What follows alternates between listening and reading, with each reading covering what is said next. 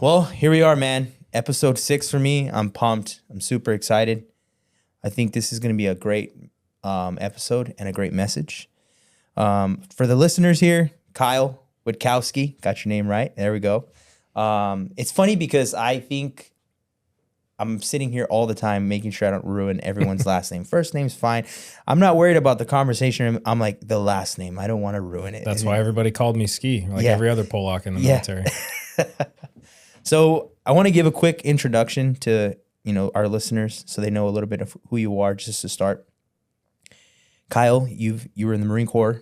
Were you born in Michigan? Right? I was. You were born in Michigan, yeah. You were in the Marine Corps. You did some pretty cool stuff in the Marine Corps, finished up your career as a Raider, which is awesome, right? And you've also done some really cool work out in the Ukraine and other places with Mighty Oaks, and the work you're doing with them is phenomenal. But you also do some life coaching and stuff like that. And I think that's important for guys like you who've lived life a little bit to come out and help others, right? And what you guys are doing with Mighty Oaks is awesome, man.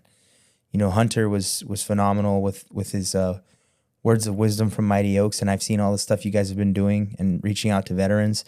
And it's a unique thing that you guys do with Mighty Oaks, right? Because when you kind of take all the pressure off of the vet or law enforcement officers, like, just get out here. Let's get you out here and let's let you soak it all in and hopefully heal, right? And that's Absolutely. awesome. I think I had an interesting thought driving into here with Mighty Oaks in my mind, and I would definitely want to discuss it here later on in the show. But yeah, so something special I talked about with you before this episode right now is we wanted to open up with prayer, and I definitely want to let you do that right now. I want to let you open it up with prayer, man, because what we were talking about right now is for sure. It's still lingering in there, It was a good message. I've had a bunch of people in my corner, praying, and it doesn't matter if it's one listener, if this gets out to the masses, right? We want to do a good job. We talked yesterday why we're doing this, and God just put it on my heart to say, hey, he's praying for Chris. And so let's do that. Let's invite him into this space. Let's do it. All right. God, we come before you. Thank you for carving out this opportunity to not only meet Chris, but share this moment with him. And God, we want to commit this time to you. I pray for us to just have a transparent conversation, get to know each other, get to share with people the story of our lives. I pray really for him. This is his platform. I'm grateful to be a guest here, but if I can enhance his show and maybe offer something of value to the audience, I pray you'll do that. But God, we want to make this about you. We know that there's people out there who are searching, who need maybe just a reminder or need to be pointed towards a direction of truth. And that's what this is. So we give you this time and thank you for it in your name, in Jesus' name. Amen. Amen. That's awesome. Thank you, brother. Appreciate that. So before we get started, I want to give you a quick gift. I obviously told you I got another one for you. Yeah. That'll be getting to your house. And then this one I'm going to give you here. Yeah. Well, I know I've been watching some of your episodes and I want to give you some gifts too. So let's do this, like KLE style. Yeah, there you go. There you go, sir. This is the coaching brand, and that's one of my coaching brands right there, Compassionate Warrior Coaching. This is awesome, man. Thank you. Semper Fi, man. Semper Fi. Cool. Good with the mic, guys? Awesome. So let's get started, man. Yeah. So let's start off by letting everybody know where it all started for you, Kyle, where it all began. Yeah, like you said, born in Michigan, came from a pretty traditional middle-class family. And, I at the age of 6 is kind of when something really remarkable happened for me. And I grew up in a Christian home. So a lot of people have probably a different idea of what that means. But for me, it was my parents had personal relationships with Jesus. And, we did the whole church thing and hung around a Christian community. But what they offered to me was what a personal relationship with God looked like. So about the age of 6 is when that decision was laid in my lap. My dad, I remember we were sitting out in the front yard on a summer day under a tree on a swing, and he did his best to kind of break it down for 6-year-old mind. And of course, at that age, you don't fully understand what's going on with all the details and who Jesus fully is, or, what Christianity is all about. But I just knew in that moment, and what stood out is, hey, I need to have a relationship with God. I need to take this seriously. And so I told you yesterday that in that moment, it's like something happened where God put his hand on my shoulder and he hasn't let go since. I can't explain it. It's just what happened, but I had to make a decision. So, but grew up in a family where I have an older sister, younger brother, and my dad was a law enforcement officer. So very proud of him and his service. He worked in an inner city suburb of Detroit for a lot of years, trying to do a lot of good in a community that just has constantly had a difficult time kind of coming about, And so his service always stood out to me. He definitely planted, that higher calling of wanting to serve for the greater good, or understand that, our life isn't just about ourselves, that there's a bigger cause and mission out there for. So wasn't a perfect home, but it was a loving home. I was affirmed, we were taken care of, and we have a lot of, good memories, but also a lot of things looking back that could have been done better. And I'm even grateful for those parts because it is all part of growing into who we are. And so, Kyle, you just said something important that I want to point out so that people who are listening can understand this. Is I've always been told by some people, like, oh, it's hard, like home life's not great and stuff. So how can I go live a good lifestyle, following Jesus Christ, and, the home life isn't great. And you just said the magic word right now. Home life isn't always the greatest or the perfect, picture.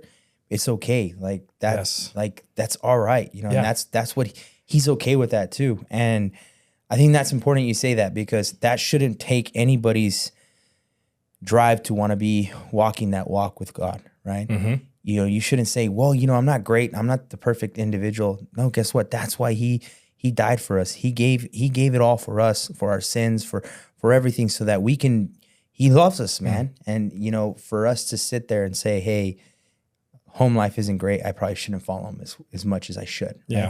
Right? That's not what he wants.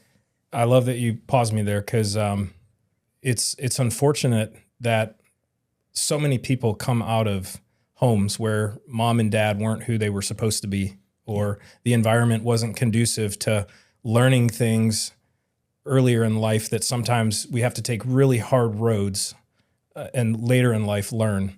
But what I have learned is that this life is not about one and dones. You don't just get one chance. Yeah. The whole story of walking with God is watching him take the messes that other people and ourselves make and bring good out of them. Yeah.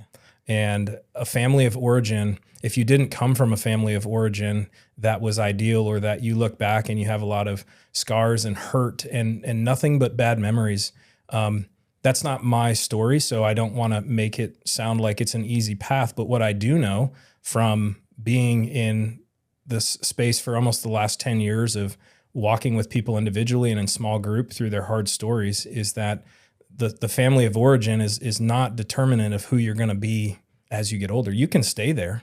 You can remain there. I mean, we had this conversation about me growing up, right? Yeah. Like I had perfect opportunity to not be where I'm at right now. That's right. And look at what you're doing now.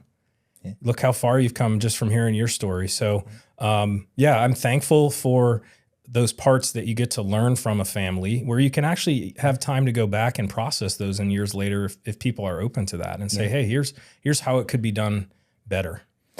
And so I think the highlights for me growing up, I played ice hockey. I fell in love with hockey early on. About the age of 8, I started. Also, like I said, that call, kind of watching my dad's service was really put on my heart. So I knew police work wasn't for me.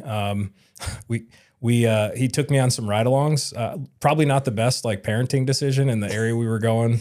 I say that just jokingly, but it opened my eyes to what that lifestyle was, and I think any parent wants better for their children, right? So he always kind of said, "Hey, I'm not sure police work is where you want to start looking," because I got to see how rough his career really was. But that service, that component of wanting to do something more, never lifted. And I really feel like God put a desire in my heart very early on for the military. So how did that look kind of as a kid growing up? The Civil Air Patrol came around an invitation to kind of attend one of their squadron meetings. And for those that aren't familiar with the Civil Air Patrol, it's like an ROTC type of program, but more for the community. And I went to my first meeting and I was like, I have to be a part of this. They're talking about aviation. It's leadership training. They're out in the community doing search and rescue. So I got fully invested in that along with the ice hockey. Kind of a few other things that really kind of moved throughout my story too is at a young age, I had this strange medical thing happen where I would run, I would try to partake in physical activity, and pressure would build up in my shins and my calves. And it was very painful. And so we got that looked at. It was originally thought to be like shin splints and stress fractures, but it turned out to be something much bigger called sports exercise-induced compartment syndrome, basically just air pressure building up in the muscle areas and tissue. So that required in high school a pretty invasive surgery in both shins and calves.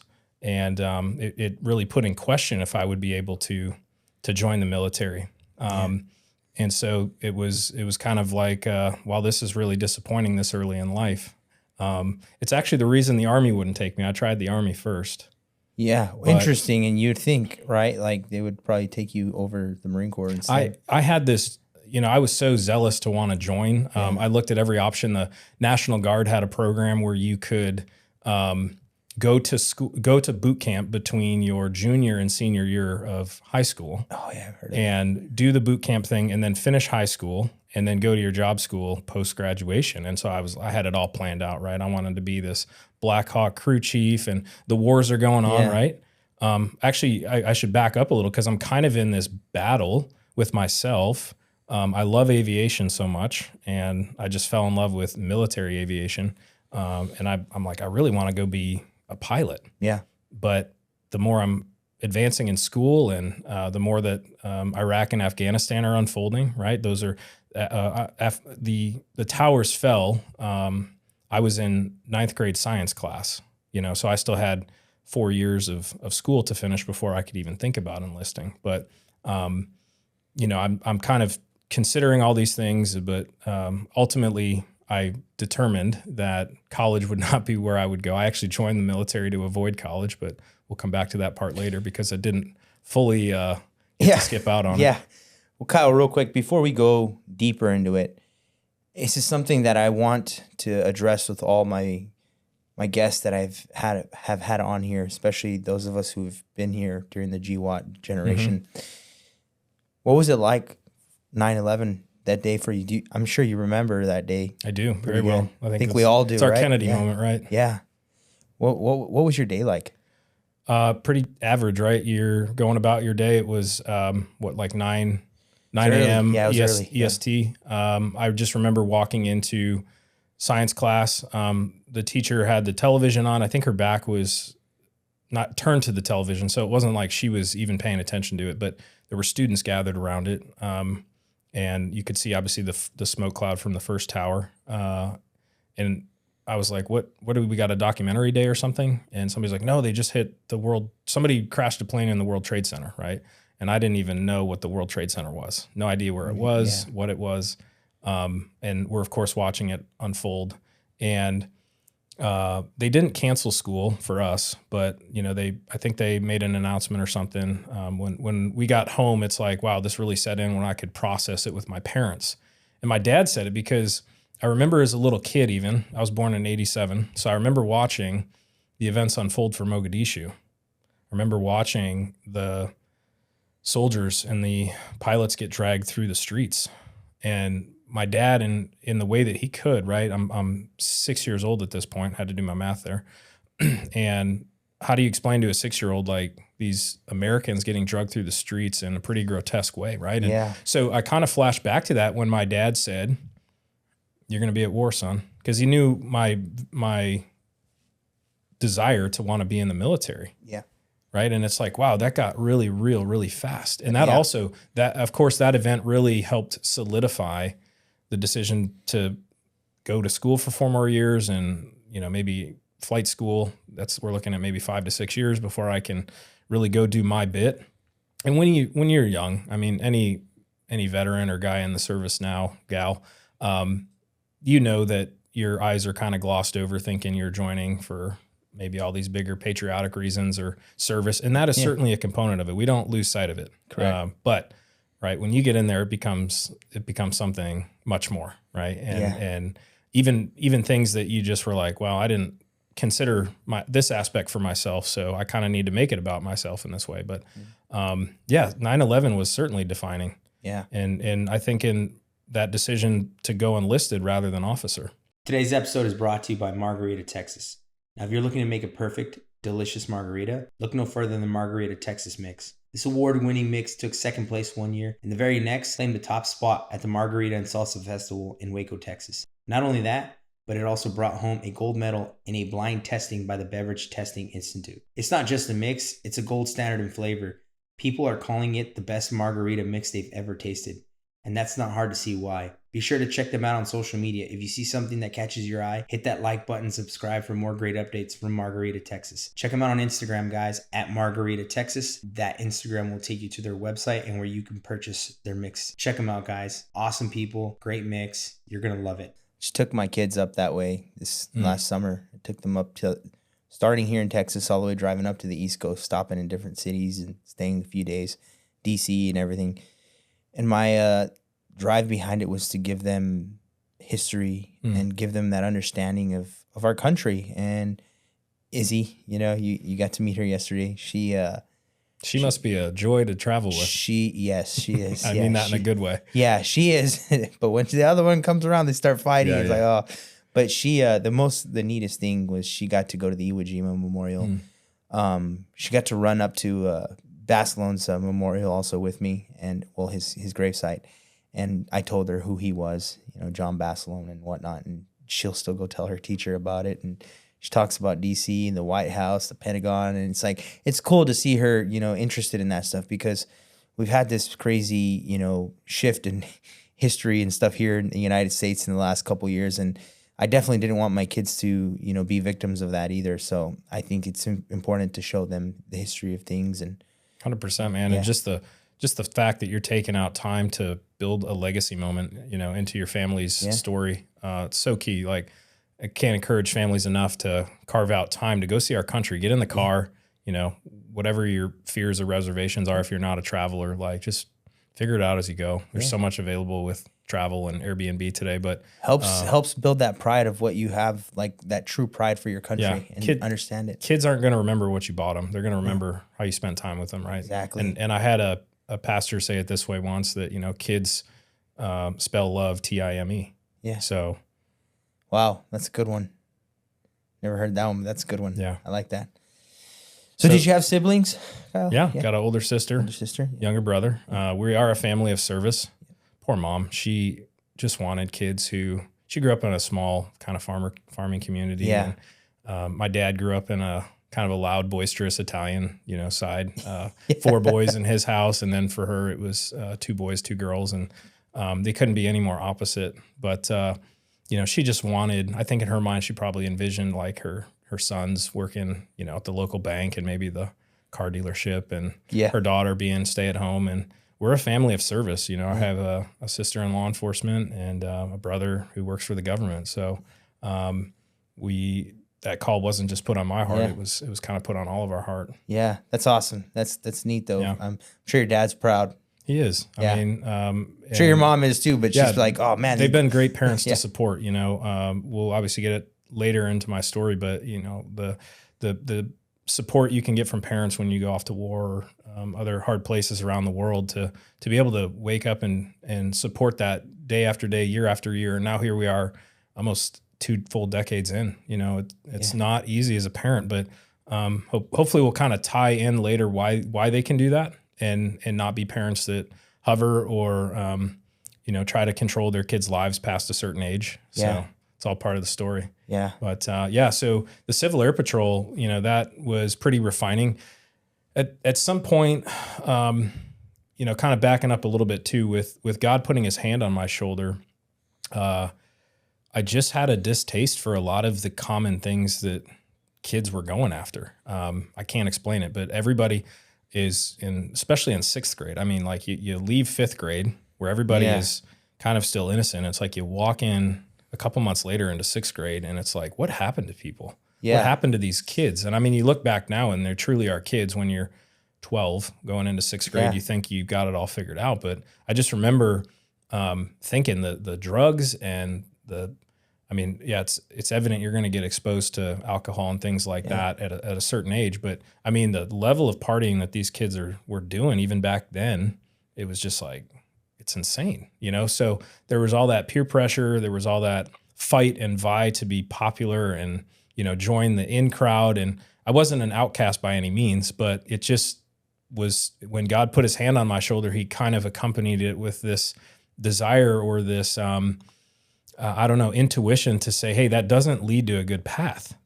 And I'm thankful for that because it followed me throughout middle school, throughout high school, was involved with all the normal activities. But my parents were also good. Like they responsibly steward their kids to know who we were hanging out with, where we were, as any parent is entrusted, whether they want to think they are or not. But, and that also too, that allowed me to focus my time and my energy on what? Well, not going to parties, but being formed as a leader. Like I can look back at my story now and say, in listening to God at that early of an age, and I don't mean like an audible voice, I mean like there's a pull put on your heart to go in one direction and not go in another. But where kids are out partying and sleeping around and stuff at that early of an age, you know, God put this desire for me to be like, hey, go learn about leadership, go learn about aviation. You know, I started taking flying lessons in high school through this program, the Civil Air Patrol. I mean, wonderful opportunities. I told you that, you know, somewhere along there was this lack of confidence that built up. I was timid. Even in hockey, I can look back and just think as I rose through higher levels, you know, you reach a level where checking and body contact starts to come into play. And I just remember being like afraid, you know, timid. But there was always this desire to want to do more, to not let that define and stop me. So I think one of the biggest ways that I grew in that age was going to a survival school that was offered through the Civil Air Patrol called Hawk Mountain. And the focus was to take individuals in this program and give them a host of first aid and search and rescue skills to be able to employ that in a real world situation. And it was, you kind of have a vision of what that might be, but it was, looking back as a 15, 16-year-old, it was pretty intense. I mean, it was like a gateway into boot camp and living on the side of a mountain with a ruck, and they're pushing you from sun up to sundown. So for a teenager, that was pretty intense. Well, but it was God molding you. Yeah. He's getting you ready. And because it was the first time I was away from home. You know, I got a bit homesick. And those are the times where I really had to reach deep and just, I think a lot of life, I know, because I'm human too, but a lot of life, when hardship comes, we just want immediate deliverance. Correct. And we get this image that if God doesn't answer the way we want, he's not there, he's not powerful enough, he doesn't care. But really, the story of a good and loving God is that he puts things in our path that are going to shape and mold our character if we are willing to sit still long enough and let him do that work. So even at 16, right? Like I volunteered for this program, but you don't count the cost of everything until you're doing it. So being away from mom and dad for the first time, being kind of taken really far outside of my comfort zone, being, you know, kind of pushed around by all these older kids trying to tell these younger kids what to do. You know, your immediate prayers is, oh, God, save me, get me out of this. But really looking back, it's like, God, get me through this, because I don't want to go home a failure. I don't want to go home having quit. I want to go home victorious. And, you know, 9 days later, that was the case. But in that moment, you're just looking for the out, right? And that amplifies, that magnifies and echoes louder and louder when we go along and become adults and life gets hard. Yes, we want the immediate release. Yeah. When God doesn't do it, now we start to go down these wazoo rabbit trails of thinking, again, like I said, oh, he's not there. He's not real. He's not powerful. Yeah. So it sounds like you had a pretty good childhood into, your teenage years and stuff. But what I also have understood is that your parents didn't completely restrict you from life either. No. They've allowed you to live the life. They've allowed you to be around, other kids and stuff. And I think that was a really good, way of doing things for them, because one, they taught you, how to be a good kid, a good individual, right? And mold you, but at the same time expose you to all the other stuff so that you could see that stuff too. And I think that's a really important way of doing things, because I've noticed that when you see a lot of the kids that their parents restricted them and were like super tight around their neck every time, like, don't even look at that kid, those kids get curious. They get curious at one point in life. And we all get curious. We're human beings. We're gonna get curious. And it's something that I even told you about how I try to teach, gun safety in my own home, right? Because kids get curious. They do. Yes. And, I love that too. How your way of doing that. Yeah. And I'm huge on it. And excuse me, I just really think that that's important. And that was really good on your parents. And I sit here and congratulate your parents, because I think they made a good man. Thank you. Even talking last night, I got to experience a little bit more and talk to you about your life in the military and stuff. You've been around temptation your whole life, brother. And, you've seemed to have kept your head on the right path, and you're doing good things. And I think this is why God set you up from a very young age to now, because I think you already are moving through individuals, through veterans and stuff, and talking to them. And what better than to hear it from somebody else that has lived the exact same life as that veteran, and also can give you them that true light and that true testimony of what God has done for you. And I think that makes it more authentic. And typically for people who are a little bit harder to obtain, that might help them break that shell and actually get the help they need, or just walk the path that they should be walking on, And I like that, just from meeting you and talking to you, it's like you've never been like, forcing the religion or any of that stuff. And I like that. I enjoy it. It comes out and everything, and it's natural. It's authentic. It's not like, oh, hey, so yeah, we did this the other day, but also, by the way, have you gone to church lately? Or, sometimes it gets like that. About that. You're man. Like, oh man, like settle down, because I get it, So get back on track here. And again, my hat's off to your parents. They did a really good job, especially from hearing the story of your siblings and stuff, still serving and everything. That's awesome. Thank you. So you get out of high school. What makes you finally say the Marine Corps? I think that decision was inevitable come senior year, right?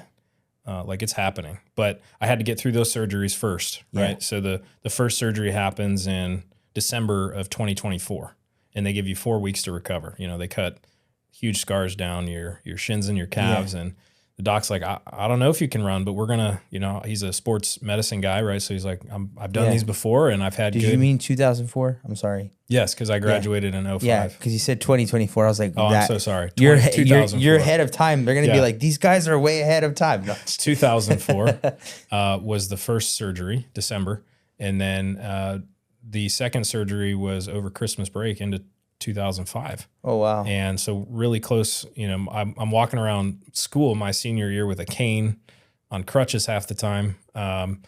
Just wondering, this whole question is hanging in the balance of, am I going to join the military?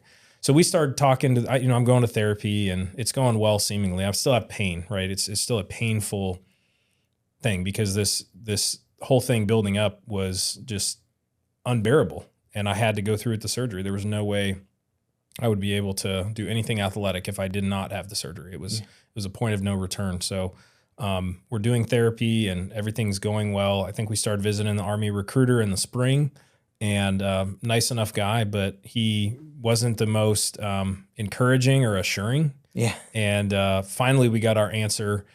It was funny because as I'm talking to him, like the time frame I'm talking to him, the Marine Corps recruiter calls, Staff Sergeant Wilson, And he's excited to tell me who he is. And I'm kind of like, oh, I'm good, sir. I've got my life and career figured out, and I'll be going into the Army. And he's like, all right, well, here's my number. And because back then they used to, everybody's on a landline. You got the telephone cord. There's no cell phones are just starting to become a thing. And so they go through the phone book and call everybody in their area. And he's like, all right, well, here's my number. Here's my contact if you need me. And I'm thinking, well, I'm not going to need you, man, but thanks. So we hang the phone up, and literally the next day, the Army guy is like, hey, we're not going to be able to get that waiver for you. So I don't think it was the Army wouldn't have taken me. I just honestly think that recruiter wasn't want to do his job. And I don't really care because I was meant to be a Marine. It was meant to be that way. I was meant to go into the Marine Corps. At that time, I was disappointed. I'm like, oh, here goes the dream of being a Black Hawk crew chief. But I humbly picked up the phone the next day, and I called Staff Sergeant Wilson back, and he was gracious enough to come over that week. And we started talking. What did it look like to be an aircrew member in the Marine Corps? Had mom and dad there. It's post-graduation at this point. And it was like, okay, this guy's willing to offer me a track that the Army's not. I definitely don't want to go be in the Air Force or the Navy. And so we went through with the process, and he's like, I'm fairly confident. Like, you're telling me your therapy's going along well. I started training with them at the MEPS workouts for the poolies. I almost forgot the word there. But, poolies. Yeah, poolie. Down at the recruiting station. And, so things are on a good track. I get signed up to be a crew chief, and I get a departure date for boot camp in October 2005. So now it's really real. It's June, July, and so time's ticking really fast. This episode is brought to you by Team Room Tactical. Team Room Tactical was founded by Green Beret veterans to honor the culture and history of our armed forces. At Team Room Tactical, they offer a premier Cerakote and laser engraving service. They specialize in elevating your firearms and an extensive array of products to new levels of personalization and sophistication. Their team of skilled individuals combine state-of-the-art technology with meticulous craftsmanship to bring your visions to life. Whether you're looking to add a unique touch to your firearms, enhance the aesthetic of your accessories, or create memorable gifts, they offer a tailored experience to meet your individual needs. From vibrant color schemes to intricate engravings, they take pride in delivering unparalleled quality and attention to detail. They transform ordinary items into extraordinary pieces that reflect your style and personality with their custom Cerakote and laser engraving services. Head on over to teamroomtactical.com and get your custom services done by these guys. Amazing dudes doing amazing things. Go check them out. teamroomtactical.com. Again, kind of that fear starts to build up again. Like, can I really do this? Am I really good enough? Yeah. And you start to doubt a lot. And I think that's natural for anybody, right? Yeah, like everybody. Who isn't? But I let it define me in a lot of ways. I let it consume me. Again, I've got a strong faith. I'm not doing all the other things that are common to high school and middle school kids out there. But I'm also not like really sure about like what it means to fully put my trust in God and let Him steer my life. Yeah. I thought I was doing everything just, you kind of put a Christian twist on everything. Yeah. And again, maybe it's a little bit farther in my story, but it wasn't until years later that I was in the military that I realized I'm not just a Christian Marine. Like, I happen to be a Marine and I'm a Christian also. Like, the whole reason God put me in the Marine Corps and put me there, directed me, closed the door on the Army and put me in the Marine Corps was because He had things for me to learn, things for me to grow out of and grow into, and people and contacts to make connections with, to where it's like, okay, there's a whole paradigm shift where you're right. I'm not just a Christian Marine. Like, I'm a Marine for Jesus Christ. Yeah. And that's a whole different mindset and way of looking at life. Yeah.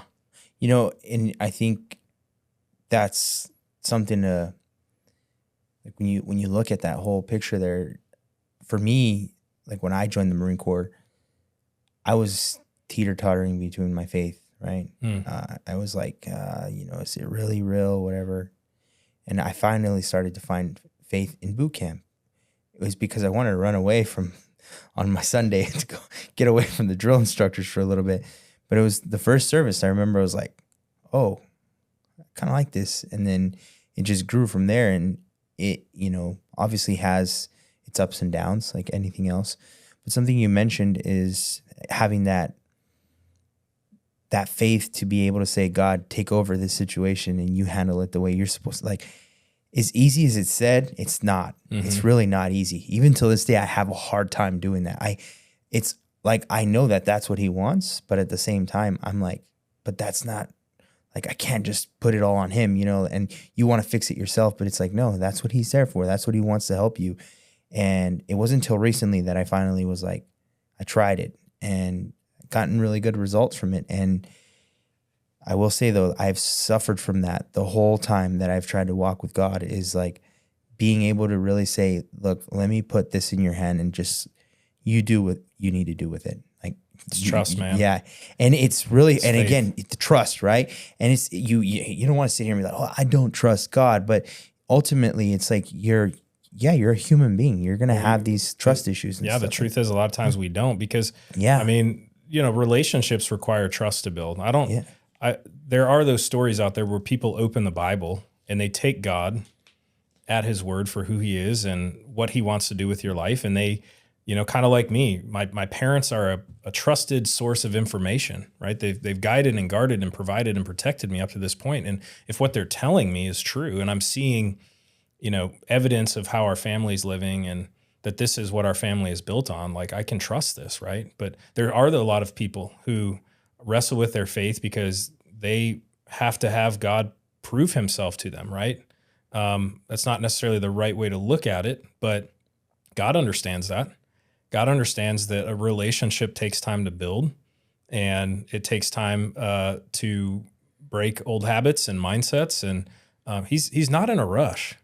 Like, he doesn't expect it to get figured out tomorrow. Yeah. And somebody that's been sitting on a faith journey for 31 years of my life, and very imperfect as well, will tell you that I'm learning something new every day. This, as we talked yesterday, this podcast stuff is so new for me. And I didn't seek this stuff out. This stuff has, like me as a guest, was dropped in your lap, right? Like, these opportunities have been dropped in my lap because I'm not the one with my hand on the steering wheel of my life. Yes, I take ownership and stewardship of what is entrusted to me. But when you look at like who I've given authority to tell me where to go and how to be and what to be, well, that's not something I created or conjured up on my own. It's crazy you bring this up now, because something I wanted to actually talk to you about. We talked about this thing last night where I was in a point like a little over a week ago where I was stressed. I was like, oh my God, because of the last episode, like, it's going to be a lot of backlash, good stuff. It ended up being more good than bad, right? But I was like, never have I ever been this anxious to be, oh, I really want to release this episode, but at the same time, like, oh, I don't want to release this episode, right? Because it's a lot. And of course I, told myself like, no, then that goes away from the values that you have for this podcast. And I told you about my dream, right? That I got into it and stuff. And it's funny because I had another one last night, waking up this morning. And this time it was almost the exact same thing. But I just got off of the road and I woke up. And it was fine. Wasn't anything startling like the last few. Yeah, you didn't end up in a fiery wreck. Yeah. And then I was like, interesting. I'm kind of putting two and two together. Haven't really looked into what that really meant for me, but putting two and two together is like, okay, you're driving down a road and all of a sudden you just normally get off of it and that's it. Mm-hmm. I'm like, oh, pretty anticlimactic dream. Yeah, sounds good if you ask me, right? But it's interesting because we had that conversation last night, and I went to bed a little late last night, but I woke up this morning like I don't feel pressured or anything. I almost feel like this was meant to be, not because of me, not because of you, but somebody else. Absolutely, man. Yeah. Because like I said, me and Hunter hadn't talked in a while, and then all of a sudden I get a message and I'm like, oh yeah, what's up, man? And then we start talking and I'm like, wow, it's almost like I had nothing to do with setting this up. Mm-hmm. It's just done itself. And it's great. And I mean, for people who don't, have any feeling of faith or anything, this is probably a reason why you should look into a little bit more. Stuff like this happens. Yeah, and if right? anybody that knows me, or anybody that I get the pleasure of knowing beyond today will learn, I am the guy who, for the last 31 years, has tried to hide in the spotlight. Again, with that lack of confidence. Yeah. With my job in the military that we'll get to later. I don't have socials. I've never been on Instagram, Facebook, TikTok, Twitter, any of it. I have a coaching website that I'll pitch later, the shameless plug at the end to offer as a resource to people. Yeah. But this is so, I was thinking about it. It's not outside of my comfort zone. Like, God has given me complete confidence and assurance that what I'm doing is because he told me to do it. But I'm very far outside of how I would have steered my journey. Yeah. And being on a podcast, having a website, being a public speaker now is not what I wrote for myself 5-10 years ago. I had a conversation last night till around 1:30 in the morning with Chris, my old guest. He's a Green Beret. Okay. And we talked about you a little bit.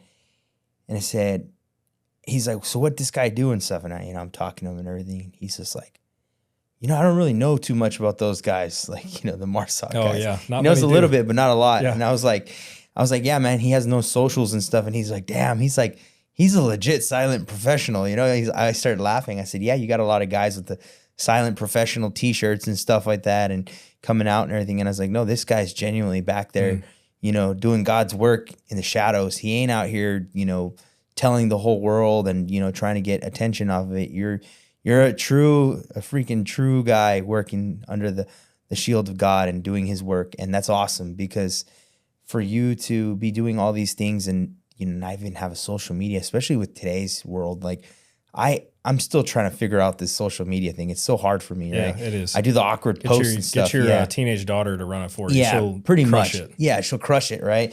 But it's funny because, it's so difficult for me, and, you kind of have to do it nowadays. And when Hunter was telling me, I was like, so how do I look them up and stuff? And I start looking your stuff up, and the only thing I found was the article that the Marine Corps put out that you were on there, which is good. Was it like Marine saves lives with a wrench or something like that? Turn of a wrench, yeah. Yeah, I was like, oh, interesting. But there is a MARSOC video out there floating around about me, but I tell people they got to find it on their own. Yeah, I do got to find it, actually. Yeah, so you join you finally find Staff Sergeant, was it Wilson? Yeah. Wilson, yeah. So I remind me to revisit that silent professional comment, because I want to, when I get to that point of the story, I want to talk about the paradigm shift I experienced in the actual military with that. So I ship out, actually I'm taking flying lessons through the Civil Air Patrol. I was able to take, for one of my classes, they called it practicum, right? You go and you work in the community. Some people went and picked, doctor's office or physical therapy or lawyers. Well, I got to go shadow my flight instructor, and he got to teach me how to fly.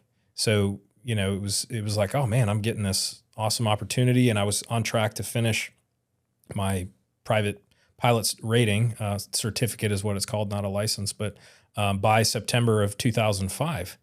And the Marine Corps, the recruiter called, said, hey man, we got to ship you out early. So I had to put a pause on that. But God has a good way of starting stuff and not leaving it uncompleted. So I'll share that part later. But I ship out September 26th, 2005. And again, I'm outside of my element. Here I am again. I remember, so here's a defining moment in my life, is I'm sitting in the hotel room, like 20 minutes from my house, but that's how MEPS does it, right? Yeah. They put you in a hotel room the night before, and they ship you out. Make sure you don't skip out. Yeah, like they ship you out at like 03 to the airport, and I'm in the hotel room and I'm scared. I have fear. Again, I'm getting ready. So I was a homebody. We were a close family. My one time away was in Pennsylvania at that survivor school, and maybe a couple of summer camps. But like, I have been at home for 18 years. And when the time came for me to leave for the military, it was very stark for our whole family. Yeah. You feel that void, not just, I didn't realize even how much of an effect the military had on my family until after I was out and I got to process it with them. But that defining moment of my life was in that hotel room, unable to sleep. And just saying, God, I can't do this. And I told you, God doesn't speak back to me audibly, but in the quiet of my heart, the soul, whatever you want to say, God whispers back, then don't. Take me with you just like you have all these other years. And that was pinnacle. You go through boot camp and everybody, you don't know what to expect. So everybody feels the same, right? You feel like your life is over. You feel like you are in this twilight zone and it's never going to end. It's the worst thing. The drill Did you go to Parris Island? I did. I'm a true Marine. Yeah. I did not go to Hollywood Marine. You weren't made into a machine like us. Yeah. Do we need to end the interview now? Yeah, we're done, man. It was great that you're a Marine, but I find out you're a Parris Island guy. It's funny is nobody understands nobody that. Unless they you're will a never Marine. understand it unless you're a Marine. But it's so funny because it's like the In-N-Out burger and Whataburger fight that people have that are in civilians. This is the same thing for us in the Marine Corps. And then what's the thing? We had sand fleas. Well, we had hills. And no matter what your job was, it always starts there where you went to boot camp. Yeah. But I went to Parris Island and it was hard. I still had problems with my legs. I think I had flat feet too in that time. And I'm just like, I guess I wasn't that hard. I just always was looking for the easy way out maybe in my mind, but made the commitment in my spirit to, grit it out. And, but made it through boot camp, with no issues. And it's funny because everybody there has that come to Jesus moment. And I think they wrote a Terminal Lance on this, right? Yeah. The comic strip where one scene is everybody is in church at boot camp and they're crying. And, there's one particular worship song that every recruit is exposed to at boot camp. I forget what that song is, but it's like with Skillet. Something. Skillet Hero. Yeah. But then the next scene is everybody in MCT or ITB, right? And they're all hungover and drunk on Sunday morning and destroying Oceanside, California, man. And it's so true, right? Obviously you don't go to your job school with a lot of guys from boot camp, but you see the paradigm shift really clearly. And I walked in, I was kind of confronted with a moral situation when I walked into, well, I should back up because here I am going through boot camp and I get into MCT and I think I'm going to be a helicopter crew chief. And they stopped me mid-training and they said, hey, you don't meet the vision requirements. So I've been wearing glasses since elementary school. And they said, you don't meet the vision requirements. And they're like, we have to reclassify you as a mechanic. And this is also where kind of a shift in my walk with God turned because at that point, I just viewed God as like my bellhop, my genie in a bottle, right? I want it. This is what I want. If I don't get it. And I got really bitter in my spirit because it's not like I had much of a choice. I did have the first sergeant of MCT did offer me an opportunity to go be a grunt, but my legs, I didn't know if I'd be able to withstand the physical demands of walking and rucking. And so for long distance over long periods of time. And so I made the decision to play it safe, but that kind of set bitterness in my spirit. And I maybe sounded like a really good Christian on the outside, but I had a lot of resentment towards God and anger. So I make it through MCT and I get to my first unit, which is, well, let me back up again because you got to go to job school, right? So I'm at job school and I was talking about that moral issue. So I walk in to New River where I was a CH-46 Echo helicopter guy, right? Frogs, Sea Knights. But the schoolhouse was there on New River. I think the V-22 schoolhouse replaced it, but I walk in and just a couple days after being there, I witnessed this Marine crushing up a white substance and snorting it. And again, I don't know, maybe I could have handled it differently or gotten some counsel from but everybody's like a PFC there. Nobody knows what they're doing. But something just was like, hey, this isn't right. Maybe it's not the popular thing to do, but I'm going to go tell the duty about this. And so I did. And I mean, the guy he was snorting something. I don't know what he was crushing up, but he was sniffing something. I know from that JJ did tie buckle moral character part, it was the right. JJ did tie buckle, man. It was the right thing to do. Because I actually processed through it with my parents first. Yeah. And I'm like, man, you know, we're being held accountable for people's lives in fixing these helicopters and stuff. And I hadn't even classed up. Like I'm just trying to think ahead, you know, in the best way that a 18-year-old green kid can. And there was some fallout from that amongst my peers. Like I got blacklisted for probably like a week. I don't know. But before you get really far on that blacklisting and stuff, I think this is something that's important. And this is actually now, this is something we didn't even talk about yesterday or anything. Yeah. This is one of those moments in the podcast where it's going to be special. Because you right now are explaining to us how in the aviation community, you as a Marine are trying to hold another Marine accountable, because you and I both know as Marines, and you know, as a Raider, understand that aviation accidents have taken a lot of Marines in the training environment, right? Yeah. And I mean, you had a whole bird full of MARSOC Raiders that got killed off what I believe is the coast of Hawaii, or was it California? Florida. Oh, Florida. That's right. They were in Florida. Yeah. Hawaii was, I think, like some other guys. But nonetheless, this is something I've heard in behind the scenes in the Marine Corps from some other folks that I know in the aviation world that were at times even told to just basically pencil whip a PM and let that bird be ready to go. And that bird should have been deadline, right? Until it got fixed. And I think what you just said right there is sad and disgusting, because a Marine who's trying to hold another Marine accountable, who's going to potentially be working on a bird that's going to have other Marines in there, could potentially, he's on a whole different another level, you know, abusing a substance. Instead, they're going to get mad at you because you decided to say something about that. That's the culture, right? Because Marine Corps, it's a fraternity. Yeah. A sorority, right? Like your character is judged on how well you party, how much you drink, how much you sleep around, right? At least initially. And that's what it was for me, because really quick, guys found out I was the sober virgin, right? Yeah. Might be a TMI for some people out there, but it's the truth of it. Like, I grew up to believe certain things and to act a certain way. That's not an argument against alcohol or anything. It's just, it wasn't for me. You know, you're still underage.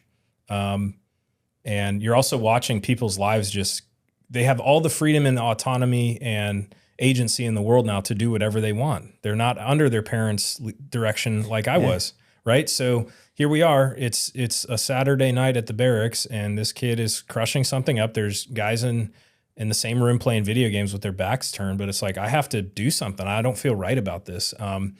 And so I made the call, and I went down to the duty, and he was kind of not the friendliest either. I was a sergeant or staff sergeant, I don't remember, but you know, he's pressing me like, are you starting stuff or what? And but when he went and investigated and PMO came, and I mean, it was a big deal. And the rest of the guys in the barracks, the temperature changed, right?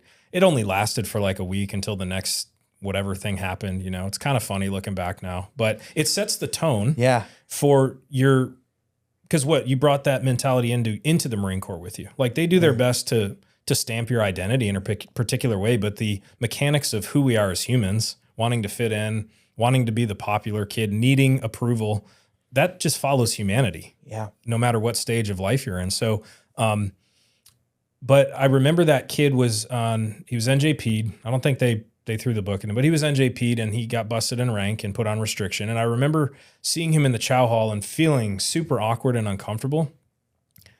But he actually, if I remember correctly, like he almost came up and like thanked me. And it was just like that validation, almost like, hey, it's not tattling. It's not like we look at these things like being on the playground, but we're taught this, but we can't practice it in the Marine Corps. Like, leadership is not just doing the hard physical things. Sometimes it is making those tough judgment calls and character. That's strength too.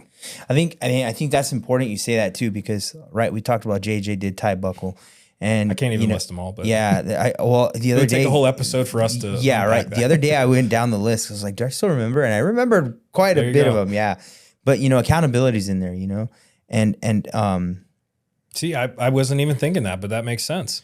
Well, when you look at them all, it boils down to being accountable and being, just a good person. You know what I mean? Like, the integrity is important. And I think that in the Marine Corps, you're right. We get forced these things in boot camp to be a certain way. And then when we come out and we try to implement those processes, we're looked at as in like, oh, you snitch, or, oh, you like, you know, and I'm not going to sit here and act like I was perfect, because, you know, I was your typical Marine, you know, right out of high school and stuff. It's kind of an understatement, right? Right? Nobody's perfect. Exactly. But, you know, like, for example, me, I was never one that everybody on the weekend come, you know, Friday, get that weekend comes, they want to go to the strip club. We'll spend the little bit of, everybody thinks we got a lot of money in the military. I'm like, no, our checks were pretty rough the first couple of years, you know, and they'll go straight to the strip club and everything. And I wasn't that, I didn't like to do that. I'd rather just hang out. I drank underage, you know, but I was not out in, you know, streets of, you know, whatever town I was in at the time, or, you know, going to strip clubs. I never found interest in that. My brother used to always try to get me to go. I never did. Took me once, and I literally told the girl to get her stinky ass off of me. Like, I wasn't a fan of it, right? Yeah. And it's funny, you know, I tell my wife, it's like, it's just not my thing. She's like, really? I was like, yeah. I'm like, I don't, like, yeah, I love women, but it doesn't mean I want to go out there and just start throwing money at them. She wasn't my thing. My thing was, why am I going to pay a girl to get me all aroused and then nothing even happens? Like, come on now, you know? So I never was a fan.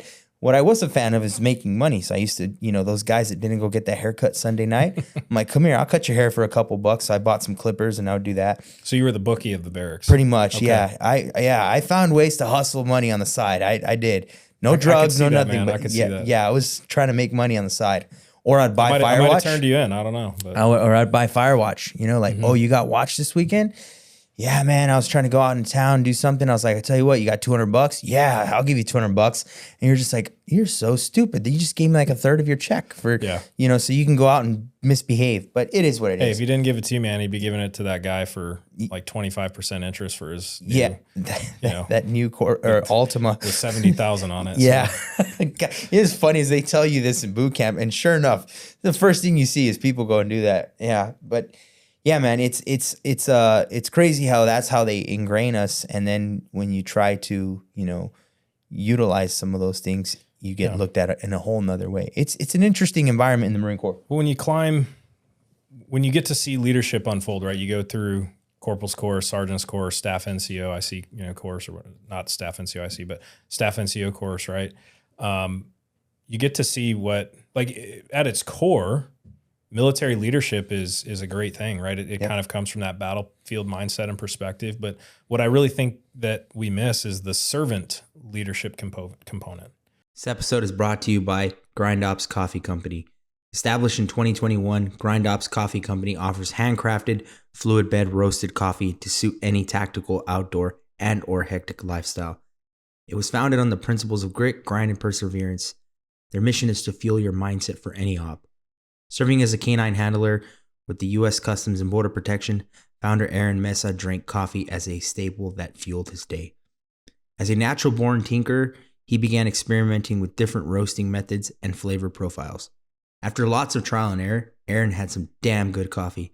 Aaron's dedication to Grind Ops Coffee Company mirrors the commitments he demonstrated to his country. Grind Ops Coffee Company helps support military and first responder nonprofit organizations. Law enforcement, officer-owned and operated, Grind Ops Coffee Company. Go check them out today. grindopscoffeeco.com. Link will be in description. Check them out today. Yeah. We talked about where's the maturity and first looking at somebody beyond a uniform as a human. Yeah. And again, there's different ways to approach and slice this, right? You have to. My mom was asking me a few weeks ago, why do they have to treat you that way in boot camp? I'm like, you have to prepare people for combat. Yeah, like, the Marine Corps is real interesting the way we treat each other, you know, because like that situation I was telling you, unit, you know, I was with, like in El Paso, my reserve unit, it's a whole different, we were so close, so tight, and then you go other places and then that's not the culture. Like, I mean, I told you when I first showed up to this larger unit that I ended up having to go to, I'm like, where's my platoon? And they're like, that platoon over there. I was like, wait, which one is it? That's a lot of Marines. And I'm used to a smaller, you know, we all know each other. Everybody, you know, no matter what platoon you knew each other. Then I go to this, you know, big powerhouse where I'm like, what in the world's going on here? Like this is, and then you got to go deal with stuff like that, right? That behavior of people where to me, I always say there is a lack of confidence. There's something that they're missing there, and they have to utilize that, for example, that rank on their shoulder for, some kind Absolutely. I mean, and acceptance or something. I don't know. Somebody will write a comment, right? Oh, you guys are being too soft and this is the military. And no, there's a time and a place to put your boot up people's butt and put your foot down and lead and take those individuals that are not making the cut and make the right calls to remove them from a unit so it doesn't defile, kind of go through the ranks and affect everybody else. Yeah. But the point I'm getting at is, that component of still humanizing people. And again, what's the goal of leadership? It's to lead. It's to serve other people. It's not to advance your career. It's not to use people as your stepping stone. Kyle, it's cool you say that, because this just clicked in my head, and I'm like, maybe there was the Marine Corps that taught me to be this way. But even now, I obviously told you I'm in a position of management. I have my own team here in town, and I have an employee who he also works at with another team as well, and they treated him like really bad this week, really, really bad, to the point where they even like almost similar situation what I had in my past. And I felt for him because I know the employee that I have, that guy is like, he's not perfect, but he's damn near perfect. He's a hard charger. He does his job, never gives me, the only problem I've had with him once is he forgot to do his like hours for work. Not a bad problem to have, right? Easy fix. And it just really upset me because I almost like, obviously I'm not doing this, but I almost felt like calling his other place of employment and being like, do you not know how to treat your people? And you wonder why they want to come work with me now? Yeah. And it's because ultimately, yes, I'm his boss and everything, but it doesn't mean I have to control his life or control the way his career is going to go. I'm there as his biggest resource, the person he's supposed to turn over to and say, what can I do to do this right? Or, I've done this. You're their resource. You're their exactly. It's a position of responsibility. Exactly. And I've had some really good NCOs in my Marine Corps career. My law enforcement career leadership wasn't the greatest. I did have at least one really good sergeant and one commander as well. My SWAT commander was a damn good guy. And my patrol sergeant. The other ones I wasn't fond of. But it's important to have that. I see this a lot in the industry I'm in now. They just eat their youth. They eat them up bad, and it's just like, then you wonder why there's no the retention rate is terrible. They don't look at these things, and it doesn't cost you a lot of anything to be a good human being, to just, and most of the time you treat people with dignity and respect, they actually are more prone to doing a lot more for you than you would when you treat them bad. There's so much actual like verifiable evidence of that. Yeah. I can't quote a study or anything, but it's obvious, man. It's like obvious. Common sense. It's like if you have kids, you understand that to be the same principle, generally speaking. I hope at some point we'll, be able to unpack a little bit of identity. But if we really get smart about looking at a lot of the problems that plague our military and post-military, a big part of, like you already mentioned, my work that I do now is working with veterans and first responders and active military to a lot of times be picking up the pieces of everything that happened, not just from military service, but childhood. Yeah. And it's like, there are ways that we could be structuring training just a little bit different to receive people, understanding they come from different backgrounds and they don't all come from our same background, but also sending them on their way that doesn't just kick them out the door. I could probably be more specific on that later, but it's like you have to back the lens way out to understand, like, the military, generally speaking, is for a lot of people, a small moment of their life. And I'll get to that part later for me, but I thought I'd be a careerist and I wasn't. And I look back and it was just the stepping stone for what was to come next. And if we understand, for most people, that's going to be it, a stepping stone, but they attach their identity to it. Yeah. And when it doesn't turn out the way they wanted to, or something bad happens or hard, it defines the rest of their life. Yeah. So I get to my unit. I move past the MCT thing. I get through training and I make my way out. My first duty station is in Miramar, and I get out there in 2006, and the unit had just gotten back from Iraq. We were a casualty evacuation unit. And so I'm the new guy. I'm the boot. I check in with other boots. And, you know, again, it's always funny stories to unpack for what they make you go through to kind of earn and prove yourself. Again, I'm kind of, I've actually showed up a bit depressed because I'm like, this is just not where I want to be. I got called out on my attitude a little bit, not because I was back talking or back sassing, but I just was too stoic, I guess. You know, I didn't, it showed on my countenance, my face. But the foundation that was laid, my parents always instilled, hey, you are put in a position and you're called to do something and you signed up for it. You better do your best. So I got busy. I got to work on attaining the qualifications. I was in the flight line shop. I was a 6112, a mechanic, and I got to work. You know, I found out what was expected of us. There was several qualifications to work through. The first one being plane captain. You know, that's kind of inspecting, making sure the aircraft's safe for flight and ready to go the next one. It identifies when maintenance, essentially, if maintenance needs to happen. And then moving beyond that, the collateral duty inspector, CDI, was the next big rung up the ladder. And here's the thing, like, you look back at your story and it wasn't that God, again, we get these different perceptions when things don't go our way. Oh, you just don't want me to fly, or, you know, you don't, you know, I can't do what I want, so I just have to do what you want. And like, it was the best thing that I didn't fly right away. Because I got to learn that aircraft, and I got to know it better than some of the crew chiefs, you know, who fly all the time. And when the opportunity came and I turned 21, I was able to get the PRK, the photorefractive keratotomy surgery over LASIK, and it opened up the doorway to actually go be an aerial gunner observer, and that was the next rung of the ladder to shoot for. And I just watched as God, you know, I'm sitting here kind of shaking my fist at God, angry at him that it's not turning out the way I want to, because that's the theme for us as humans, our way. But he's like, do you have any patience to sit back and see what I'm doing for you and about to do? So we like to look at it in the now and not in the later. Exactly. Right? Yeah. But what came with that, what came with those qualifications and that hard work, was 3 meritorious promotions.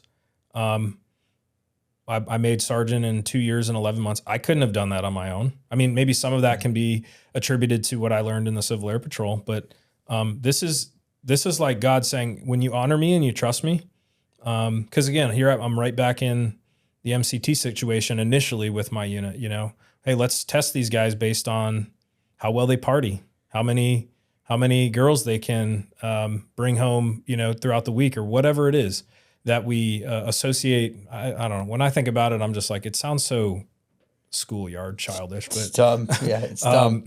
But it's reality, you know? And so a lot of, it felt like, you know, I felt guilty about it. You know, I felt guilty I'm not drinking. I felt guilty I'm not sleeping around.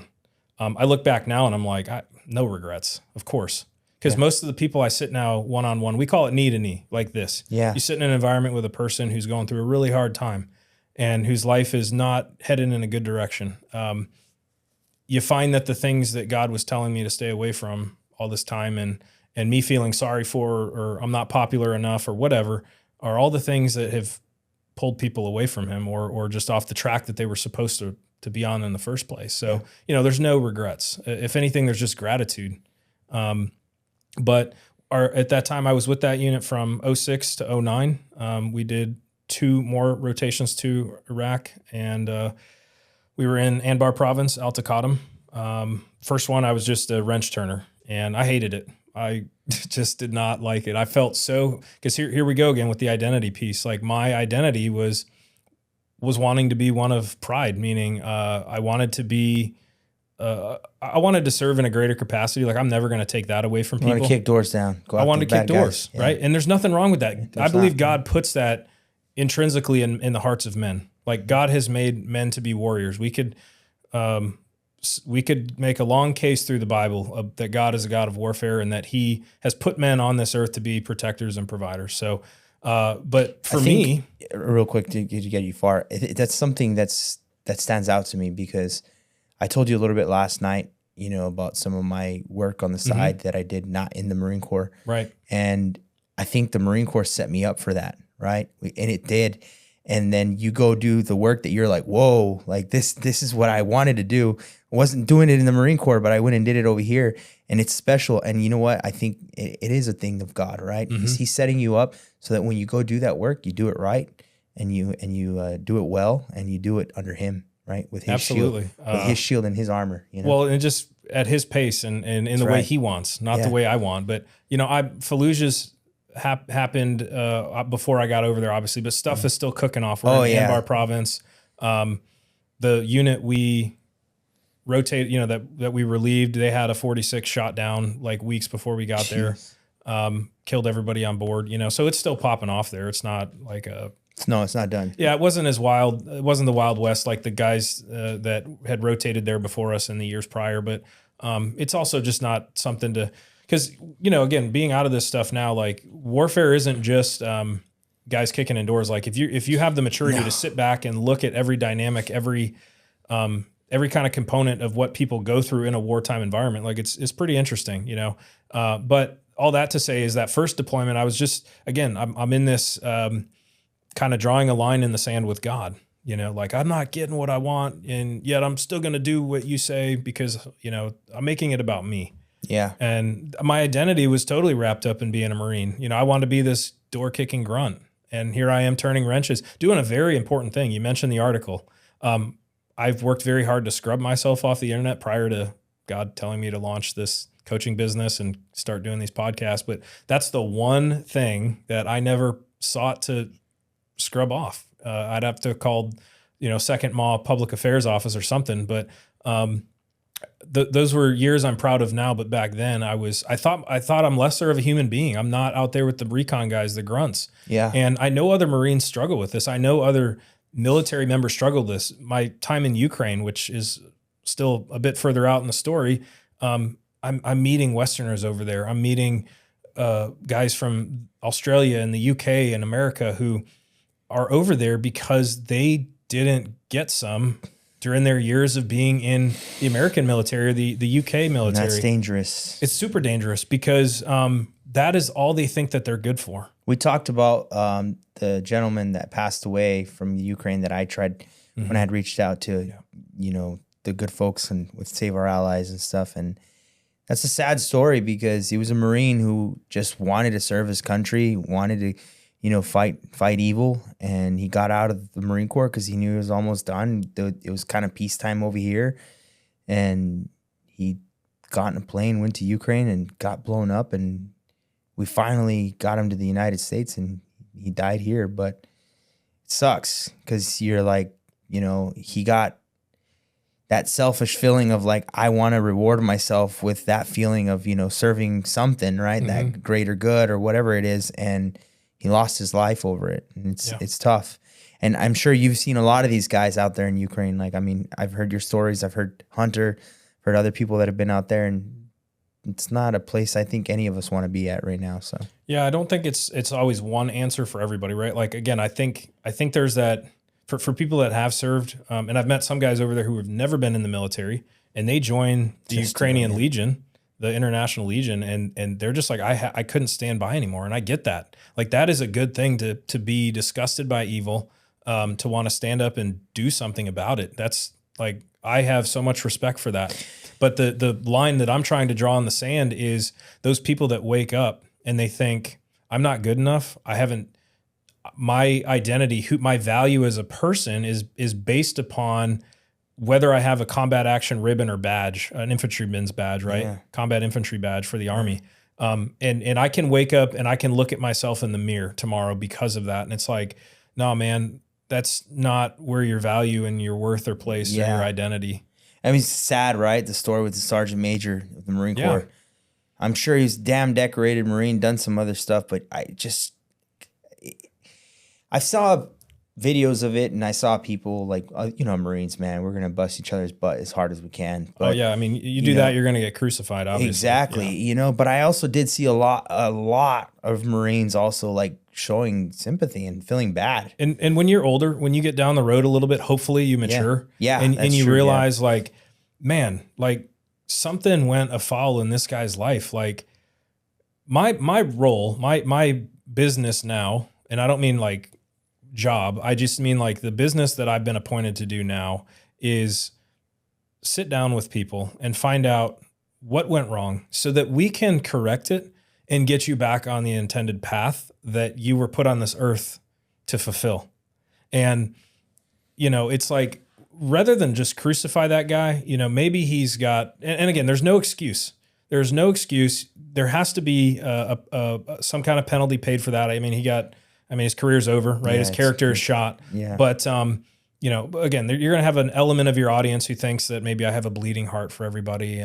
But when it's you, when you're the guy that something goes afoul in your life and you do something out of character because your soul and your mind got so saturated that you didn't know what to do except lash out from, you know, something that you've always reverted to, then let's talk and we'll try to work through it. But while everybody's crucifying you, but the point I'm trying to get is it's interesting as we get older to sit back and just for a moment be like, man, what went wrong in that guy's life that. Yeah.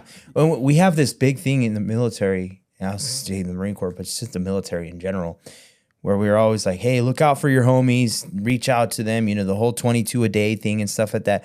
But other than it's starting to get better. I see a lot of veterans who are truly starting to stand up against it and organizations who are starting to help, like Mighty Oaks and stuff. It's awesome. But, you know, it's one of those where I can say almost 98% of all the Marines that will be listening to this have had or known a Marine that has taken his life to suicide. And it's sad to say that. It eats me in the inside. I know plenty of them in just one of my units that have taken their lives. One guy who I never thought he would ever do it. Hard charger. He was like, you know, he was the guy that you didn't really want him to be on your back. Like he was a tough dude. And there was just something that ate him up. And, you know, like, that's when I started to change my thoughts of this kind of stuff. Because I remember he messaged me like 2 weeks prior to that. Hey, can I borrow $50? I'll pay you back in a couple of weeks. I was like, you all right, man? Yeah, I'm good. I just need some money. All right. I left it at that. I let him borrow $50. I didn't care for the $50. I didn't want him back. But I didn't dig deeper. That should have been a somewhat of a sign. Hey, something's going on with him, you know. And I'll say his name right now because you know I know the guys that are listening that were in my old unit, like they love that guy. Art Dunkus, he's a damn good Marine. Some people hated him, some people loved him. I loved him because he'd call it like it is. You know, he wasn't going to sugarcoat it. And he, you know, as a police officer and everything, and you know, I feel like a lot of us are guilty for not looking into it, trying to see if we can help them. But that's why we're here now. That's why a lot of us are here. You know, other vets and stuff are doing this, putting out that awareness to also show people like, look, it's okay to talk about these things. It's okay to reach out for help. Even if you don't have to go to a doctor or something, reach out to one of us so that we can help find you that path that you're going to need to clear that stuff up. We all suffer from something here. And mental health in men has been really underserviced. Not just by the community, but by ourselves. Because we've trained ourselves to say, we can't be weak. We can't be losers. Excuse my language, we can't be a pussy. And, you know, we got to hold on to these things. And then what happens later, right? Especially when you have wife, kids, family, you know, you're only doing harm now to them and you're passing off that stick. And us as men, we don't want to pass off that stick of burden to our family members. And when we take our lives, that's what happens. You know, and you know, I speak with this, and you know, I don't speak lightly like of it. You know, I like I told you yesterday, I almost took my life once, and that's when I really found out that God was on my side and that He was always looking out for me. So it's I know, like last week with my last episode, I got shamed for being like I got called. I'm not even going to say the names because I'd give them their credibility that they want or whatever, but. The stuff they called me, I'm like, man, if you only knew who I really was, right? Like, and I'm a big believer in God because He saved my life that night. He really did save my life. And I think as veterans, not to get off in a rant, we really need to keep doing things. And what you're doing right now is phenomenal because you're an example of what Marines, soldiers, airmen, sailors should be doing for their brothers and sisters, because us looking out for one another doesn't stop when we get out of service. It should continue on to the very end. I want to jump to so many other parts of the story. In the Raider community, one of my former company, Alpha Company particularly, we are taking ownership of looking after our own now, because we've had 4 suicides in the last year and a half. Man. We had 3 this year. I went to 3 funerals over June, July, August, if I'm remembering correctly, or July, August, September, back to back to back. And it is killing a lot of our guys, and in a metaphoric sense, inside, that they're so beyond knowing what do I do? What do we do? I could go in so many directions with this, but you're absolutely right. Like the work that I do now is help people. I have a tagline for my business, and this didn't come from me. Like God showed me why He put me on this earth. When you go through a journey of getting out of your own way, humbling yourself. I mean, you back the lens up and you're like, man, there's this whole thing, history, like it's so much bigger than me, and it's leading to something. It's not like it's just happening by chance, but God showed me that, the reason He put me in the military and had me go through all the things that I've been through in my life is to come to this place. And it's not the only thing I do, but it's the main part of what I do, regardless, like I said, of location, of how much money I have or don't have, whether I have people close to me or not, supporting me, or I'm doing it myself, whether I have a certain job or not, or title. My calling is to help others know truth, find healing, and discover purpose. Because people we're not just here figuring it out.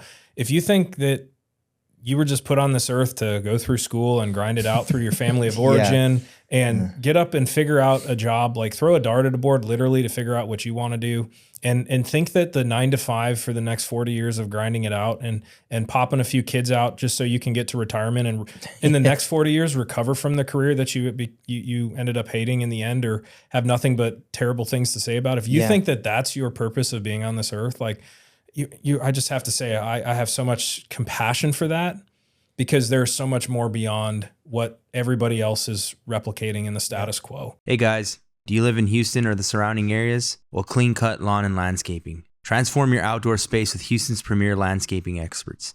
Call them today at 832-985-2287. Clean Cut Lawn and Landscaping offers a wide range of services to keep your yard looking the best, including full lawn service, shrub trimming, mulching, weed control, fertilizer programs, seasonal cleanups. At Clean Cut Lawn and Landscaping, they pride themselves on delivering top-notch services to maintain the beauty of your lawn all year long. Whether you need a regular maintenance or a one-time cleanup, their team of professionals is here to help. Why choose Clean Cut Lawn and Landscaping? They have expert care, they're reliable service, and they have affordable rates. Give your lawn the care it deserves with Clean Cut Lawn and Landscaping. If you live in the Houston area, call them 832-985-2287. Give them a call today to schedule your service.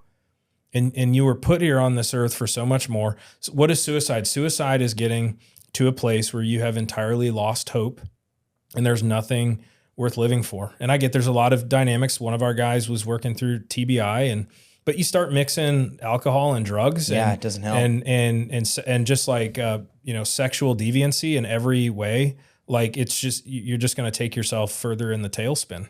Yeah. And I mean, we have enough evidence now. I have over 7 years of doing this in a professional setting, and now under my own coaching brand of sitting with people, not just from our military, of other militaries and law enforcement around the world, where everybody's trying to plug that hole with something found here. The common things we're running after. And every time you'll get those stories where it works for some people, but does it really? Yeah. Does it really? Yeah. So, but I'm kind of in this identity struggle, in the air wing, and God had given me everything I asked for, just not in the timing. And He gave it to me so much better than I could have given it to myself. Yeah. He blessed me because, not because again, I'm so great. So one kind of, element is that I, just had to get out of my own way, like I said, but I didn't realize that until later on. I mean, but I think the thing here is you've also, from what we're hearing, is you've determined to Him, like, look, I might not be happy with the result you gave me, and I'm being selfish and I'm angry about it right now, but I'm going to continue to walk this path with you, and I'm going to continue to hopefully, Well, let's go back all the way to that 6-year-old boy and kind of the progression through the younger years, right? We talked about it yesterday that I didn't invite Jesus into my heart. Like that's kind of the terminology we throw around in the Christian community. Yeah. Like you don't take the creator of the universe and just attach him as an accessory to your life. Like you wake up one day and you realize like I have fallen short of the standard of this good and holy God, and I don't deserve to stand in front of his presence. So I'm not going to ask him into my life. Like I'm going to surrender my life to him. Yeah.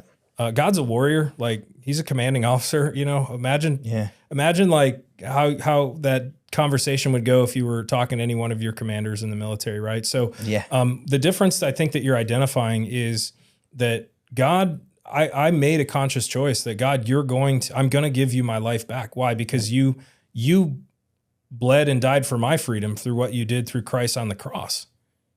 And so the way that we're called to follow him, and if you follow those 12 guys in the Gospels, is that they gave their life back over to him. Why? Because he put them there for a reason, just like he put each of our lives on this earth for a reason. I could start rattling scriptures off, but we can do that later. Yeah. So the realization came that, okay, God, it's not how I want to do it, but I committed to you. I trust you. I don't really trust you in my words right now or in my heart, but I'm trying to show you that through my actions that the words in the heart have matured, of course, later in life. But in those earlier years, it was a struggle. It was more about me than it was about him. So we get back from that second deployment, and I'm coming up for reenlistment, and I had always wanted to be that grunt still. I was kind of fortunate in that second deployment to do a transition team for a little bit over a month at the Syrian-Iraq border, and that just sealed the deal on me wanting to be a grunt. So before we get into Sure. where we're getting to that part, your second deployment, is this the deployment you finally feel that you got exposed to what combat was? Not so much. I mean, I was starting to fly, so I got to see the country. We weren't doing like raid missions or anything. We're actually, it's kind of when Iraq starts to die down. Yeah. And again, chasing that identity, I'm like pissed off because there was definitely some hairy moments. I remember taking off from Taqadum one day, and there's that little town Habaniya, just at the end of one of the runways, not far. And we were going to transit up to Al-Assad, and we came in low. We just flew a low profile away from in urban settings, and then we would gain altitude over the desert. But I remember that we were just after the takeoff run, coming to bank left, and I look down, and I'm the left gunner, and I look down, and there's a guy running around a building, and he's got a long tube on his arm, and my gun is slewed in one direction, so I have to slew it in the other directions. But the pilots at that time too got an indication that they're, sometimes the sensors on the aircraft pick up heat from the ground through fire or, just a natural man-made thing. But they got an indication, and the flares manually deployed. So they took evasive action. And that guy, I'm convinced to this day he absolutely had an RPG. So those are the moments I think you're like, oh, I want more of that, and we had a couple of crews who got engaged like that and had to open fire, but it wasn't the Wild West. Like Iraq's starting to die down. I'm trying to really get as much out of the deployment as I can. I'm like, this is kind of a building block of, well, I went from mechanic to now I'm a gunner, and I'm thankful for that. Like, that's cool. You're doing night missions. But there's still that itch. There's still that itch. Yeah.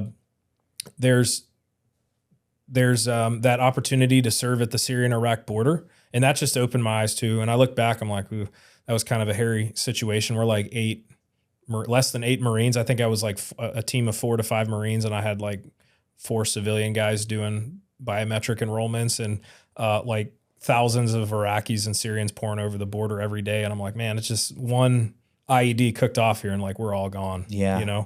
But it just solidified. And I remember my master guns, who was the maintenance chief, him saying, you got to make up your mind. You're sitting on the pot too long. We got to get an answer to headquarters Marine Corps.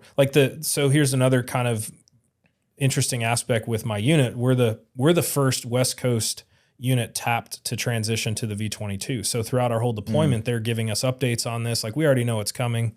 So our unit is going to retire the 46. And when we get back shortly, everybody is either senior guys are going to other units to finish out their time. They're too old to transition platforms, or younger guys, maintainers and officers, pilots are going to go back to New River, and they're going to get trained up for the next 2 to 4 months on mechanics and flight school. And I was just like, you know what? I've had my fill of the air wing. It was a good job. I met wonderful people. And I was looking though at men and women who had been sitting in those shops for like the last 10 years, and they had all the same qualifications I did. And it's like, that was good enough for them. And I just knew for me, it's like, that's not. More. So I told you yesterday, I had this one buddy who, after this podcast, I'm actually flying out to see him for a surprise 40th. Hope this doesn't get aired before tomorrow. No, you'll be good. Yeah, no, we're good. We're between deployments, we're the idiots on Miramar who are waking up at 5 every morning, and we're putting on our boots and utes and our old school flax, not the tricolors, but the coyote brown ones. Yeah. Still with the big, Velcro in the middle. Yeah. Heavy as can be. Oh, almost like a flak jacket, right? Yeah. And you just the Velcro. Yeah. Yeah. We got our, I think, like 2 strips of Molly, Yeah. We've got our Ilby packs from SIF, and we're doing our best because he was like me. He's like, man, I got to do something different. And he's a phenomenal athlete even to this day. And he works for Irving, FD fire department, and just phenomenal athlete. And so we would get up every morning and we'd go run the base, and we'd put weight in our packs, and we're trying to get ready for recon, because I'm thinking I got to do something. And so something happened where his career went in one direction, mine continued. But, we get to this end of the deployment and I got to make a decision. And I told you yesterday that here I am again. I'm back in my fear. I'm back in not trusting God's ability to work more powerfully through me. I'm just putting all the weight on my shoulders, that I have to, come to every decision and be completely figured out and squared away. And it's not how life works, but I'm just too afraid to commit. I'm looking at myself as I just undermine myself constantly, right? I'm this air wing guy. There's no way I belong in a recon unit, or these guys swim and they like, I'm almost looking at these guys like gods. Yeah. As a lot of probably people do that aren't familiar with special operations, right? So, but a pinnacle moment was on that deployment on night crew.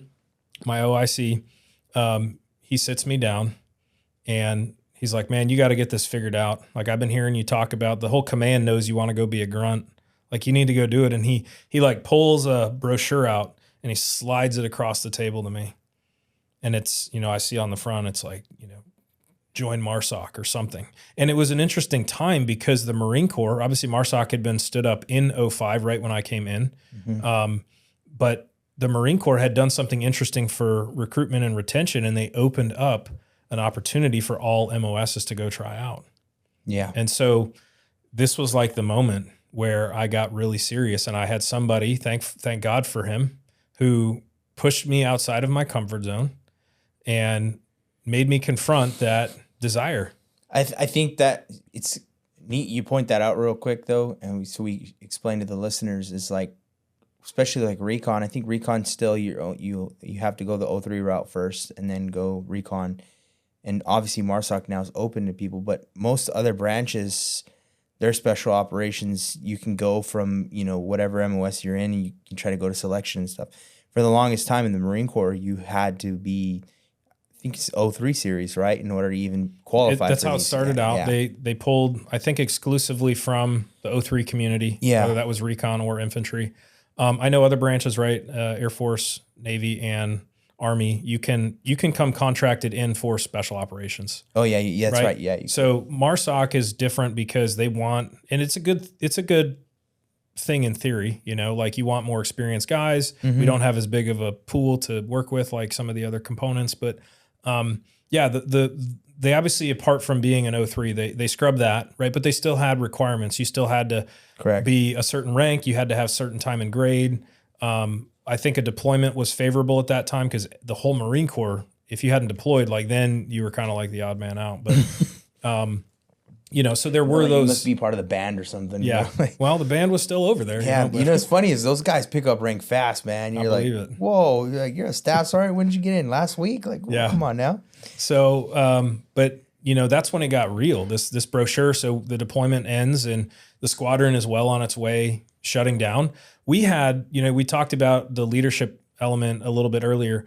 That command, HMM 161, had such a phenomenal leadership at every level. I mean, you had onesies and twosies, but at least from my experience, we were such a cohesive unit, and we had officers that took care of us. And a lot of stories I've heard of guys coming from other MOSs into MARSOC was they got flack from their command. Their command did everything in their ability to hem them up from coming. Because again, it wasn't about trying to help people. It's like, we're going to control you. We're going to own you as like an entity almost, rather than zoom the lens out and look how this decision might affect this person's rest of their life. Yeah. Right. And so my command was so supportive. They know we're coming up on a transition. They know I'm well aware of my options. And every you have to kind of go. I think the screening checklist at that time was they wanted you to go throughout your command and get permission, obviously, from the different levels of leadership. And so that happened flawlessly. I had so much support from captains all the way up to the lieutenant colonel of the unit. And that felt really good, But here now the obligation, the responsibility is on me. We're back. The recruitment date at Miramar is set.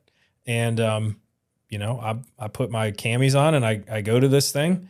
The auditorium is full, and I can already hear a lot of chatter amongst the Marines around me. They're, whispering, "Oh man, we didn't want to be here. Like our command told us to come." Yeah. And that was one of the things on the screening sheet was like, make sure your command doesn't force you to come here. Like this is for people, but of course, the Marine Corps voluntold everything. Yeah. So the auditorium's full, right? And I'm Yeah. like, man, this is some stiff competition. Well, obviously, later on, I'll share that the auditorium emptied out pretty quick. But the briefing starts. The guys get up. They're a sergeant or a staff sergeant, right? They're stacked, right? I'm like, Yeah. oh, right. You're in the air wing. You get your GWAT and your sea service deployment and Iraq campaign, and you're like thinking, man, I've done something. Yeah. But these guys are, same rank, and they're stacked. Fruit salad going on over there. Yeah. And so they play the video, you know, all the cool stuff, jumping out of the planes, coming up out of the water with the rebreather and blowing stuff up. And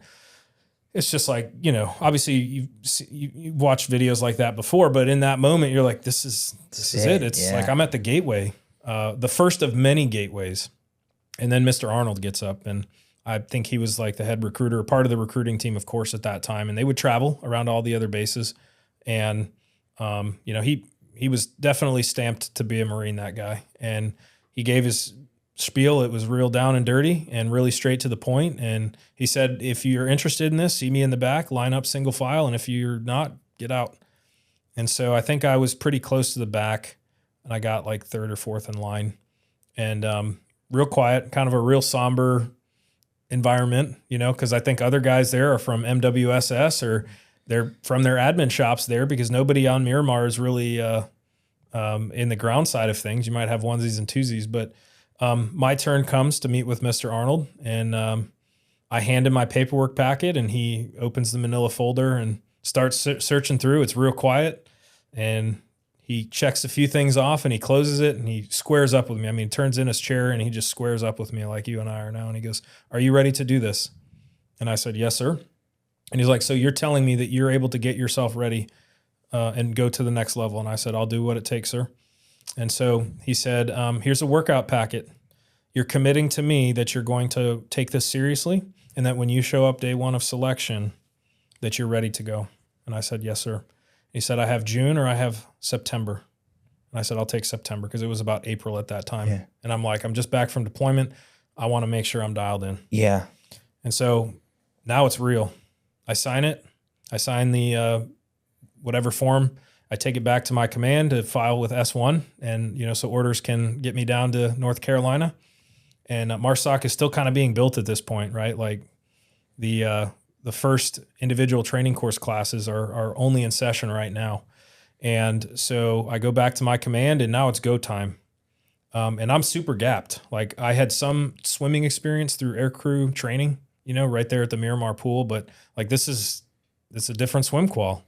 It's much different. I don't know how to land nav. By God's grace, I taught myself how to land nav off the Marine Corps MCI. There's nowhere to land nav at Miramar. So you were a living testament to MCI's work. At least that one. The math for Marines failed me miserably. Well, that one, yeah. Let's not talk about that Financial one. management, maybe. I don't know. But I took it seriously, and I told you how empty my barracks room was because I drank the Kool-Aid there for a minute. I had the high and tight, and I tried to act like a good Marine in the sense of barking, but that really went away really fast when you cross the line into special operations. Yeah. But I was I had an empty bulletin board in my room at my barracks in Miramar, and I took that pamphlet and I pinned it, and it was like, man, that thing would stare at me every night. Yeah. Right. And I think I told you that even leading up to the brief, just seeing that pamphlet there before the brief happened, because I was, do I do this or don't I do this? I laid in bed that night, almost like in MEPS, right? Like it's so cool. You can look back and look at these little breadcrumbs throughout your life that are such defining moments. Mm-hmm. And I remember laying there, again, doubting myself, putting all the responsibility on myself, but just thinking, in 20 years from now, do I want to be laying in this same type of position somewhere else with the one question, what if? What if I had just tried?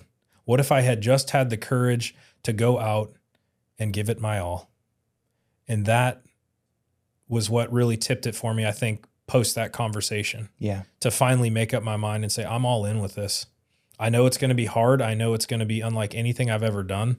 And again, you don't know what to expect. So you build you see stuff on television. You see a Navy SEAL give an interview once in your life or read a book, from Stu Weber back in the day. And you think, man, these guys are gods. Like, I'm not an Olympian, but they're just people too. Yeah. And so when you get into it, you see, okay, it's like special operations is just mastery of the basics. And then when you master the basics, you get entrusted with some other really cool things. Like, it's really hard. Don't get me wrong. I'm not undermining it, but it still can only be done by humans. Yeah. So yeah, we get through the summer. I'm on night crew, so I have all this time in the day. We work our shift till anywhere between 3 to 6 a.m. I sleep for a few hours, and I'm up and I'm doing 2-a-days. And I'm taking this seriously. I'm going line by line on this workout guide and counting every push up and crunch. I'm swimming 2 times a day. I'm taking my ILB pack and I'm finding random trails around San Diego County, and I'm running these hills. There. Yeah. And I'm building up as the workout guide is suggesting. And it's, again, I'm only an air wing dude, but it's like, okay, like my body is starting to get hardened. I was in the best shape of my life. And September came very quick, and it was go time. And so, the moment comes to get on the plane to go to ANS, and you get there, and really interesting type of environment, right? You show up and you're given very specific sets of instructions, and you don't know if you're supposed to talk or who you're supposed to interact with or who's what. You almost kind of think it's like everything. There's a camera in every bush watching you, but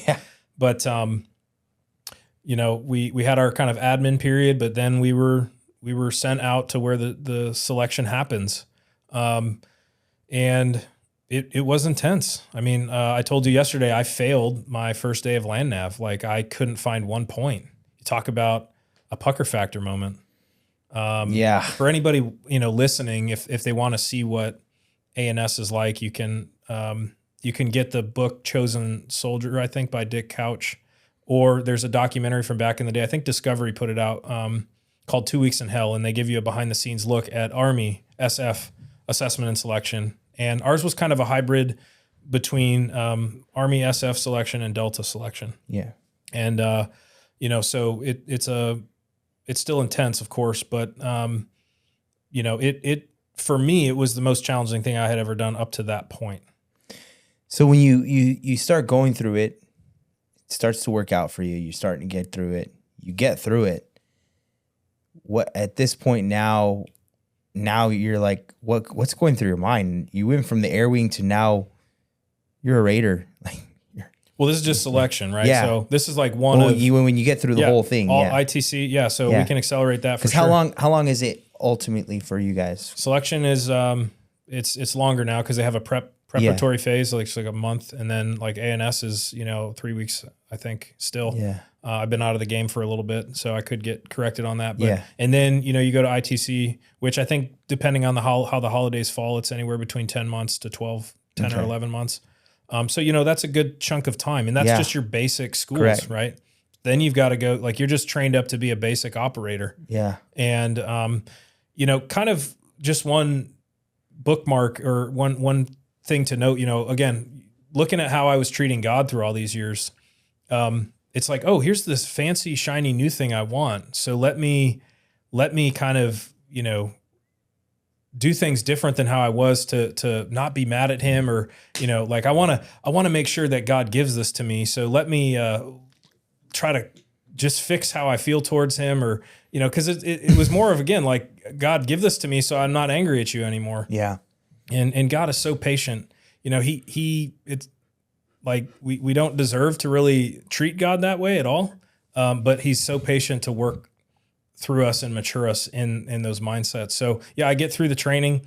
I actually had a knee injury midway through our hardest field phase, Raider Spirit. And I had, thankfully it wasn't a structural knee issue. It was more of a ligament, kind of muscular thing. Yeah. So it was another kind of pucker factor moment, just like I'm looking back at when I had surgery in high school, like, oh man, like other guys are getting dropped, and is this it for me? Yeah. And I got my family praying, and I'm praying, and the only thing, again, here I'm back in physical therapy. And this is the story of like, this is the testament of God's hand in my story, right? Like, there's so many things that shouldn't have turned out the way they did, but it's like, if you're looking to God and you're asking and you're trusting, he's going to show you the way. Like, it might not turn out how you want, like I said, but at that point, it just had to come down to, again, faith. Like, are you going to trust me no matter how this thing goes? And so here I am with my career, my ultimate goal. My goal was to be in special operations. Like, my dream job was to be in that side of the house. And it's like, here it is in the balance. But that's where the faith had to take, because, okay, what if this doesn't work out? Yeah. Am I any less of a person? Am I any less of a Marine? Yeah. Well, in those years, sure. And when you're going through it, yeah, of course it stings when people don't get what they've tried so hard to fight for, or dreamed and desired. But thankfully, God saw it fit and used it as a part of my story to get me through. I make it to my unit out back in California. I don't know, he had the West Coast picked out for me all this time. Yeah. And so I'm put in a team, and it's the major leagues for the Marine Corps. And a lot of people might think that sounds offensive. I don't mean it to sound like it's superior. It's just different, right? Oh, we talked about that. There's a lot of people out there that think MARSOC shouldn't be around. I'm not really going to venture into that conversation. But what I'll say is, it's just two different mission sets. What do we need MARSOC if we have recon and all that? Well, we work for different. I think behind that, there's a big thing that, one, people already know as Marines, we're unique compared to any other branch in the military. Whether some people will say yes or no, we're definitely the more, I say, well taught in the very beginning compared to every other branch. We're literally taught the fundamentals of combat and how to fight wars. Mm-hmm. And not a lot of branches are taught that in the beginning, especially when you hear, like, I mean, I'm not saying anything against the Army, but you got to understand, they're putting out volume. They're putting out a lot of volume. We're not. We have very small groups, very small numbers. So when you start to look at that already initially, and then now you have something like MARSOC and Recon, even smaller numbers, it's a little bit more fine-tuned. Of course, people are going to say bad things like we don't need them. We have, Army SF, we have Navy SEALs and stuff like that. But what better than, tier 1 operators that are coming from the Marine Corps? Right. You know what I mean? I'm a big, look, if anybody ever says anything about MARSOC around me, they're going to hear my end of the story too. So, and I'm really not, I'm not one that's going to get offended, cause for me, like, I'm thankful I did it, but it's just one part of my life, and people have their opinions. I'm happy to, hear people's opinions, but like, I'm not going to probably enter into an argument with they're people. Just max, they're not Marines. Maybe. Yeah. But you talk to any guy that's in that job and like, they're the last ones to enter into that discussion because we all know where we came from. Like none of us get, MOS'd into that. Like you have to be a Marine in some other capacity. And then you have to fight for that and get that position.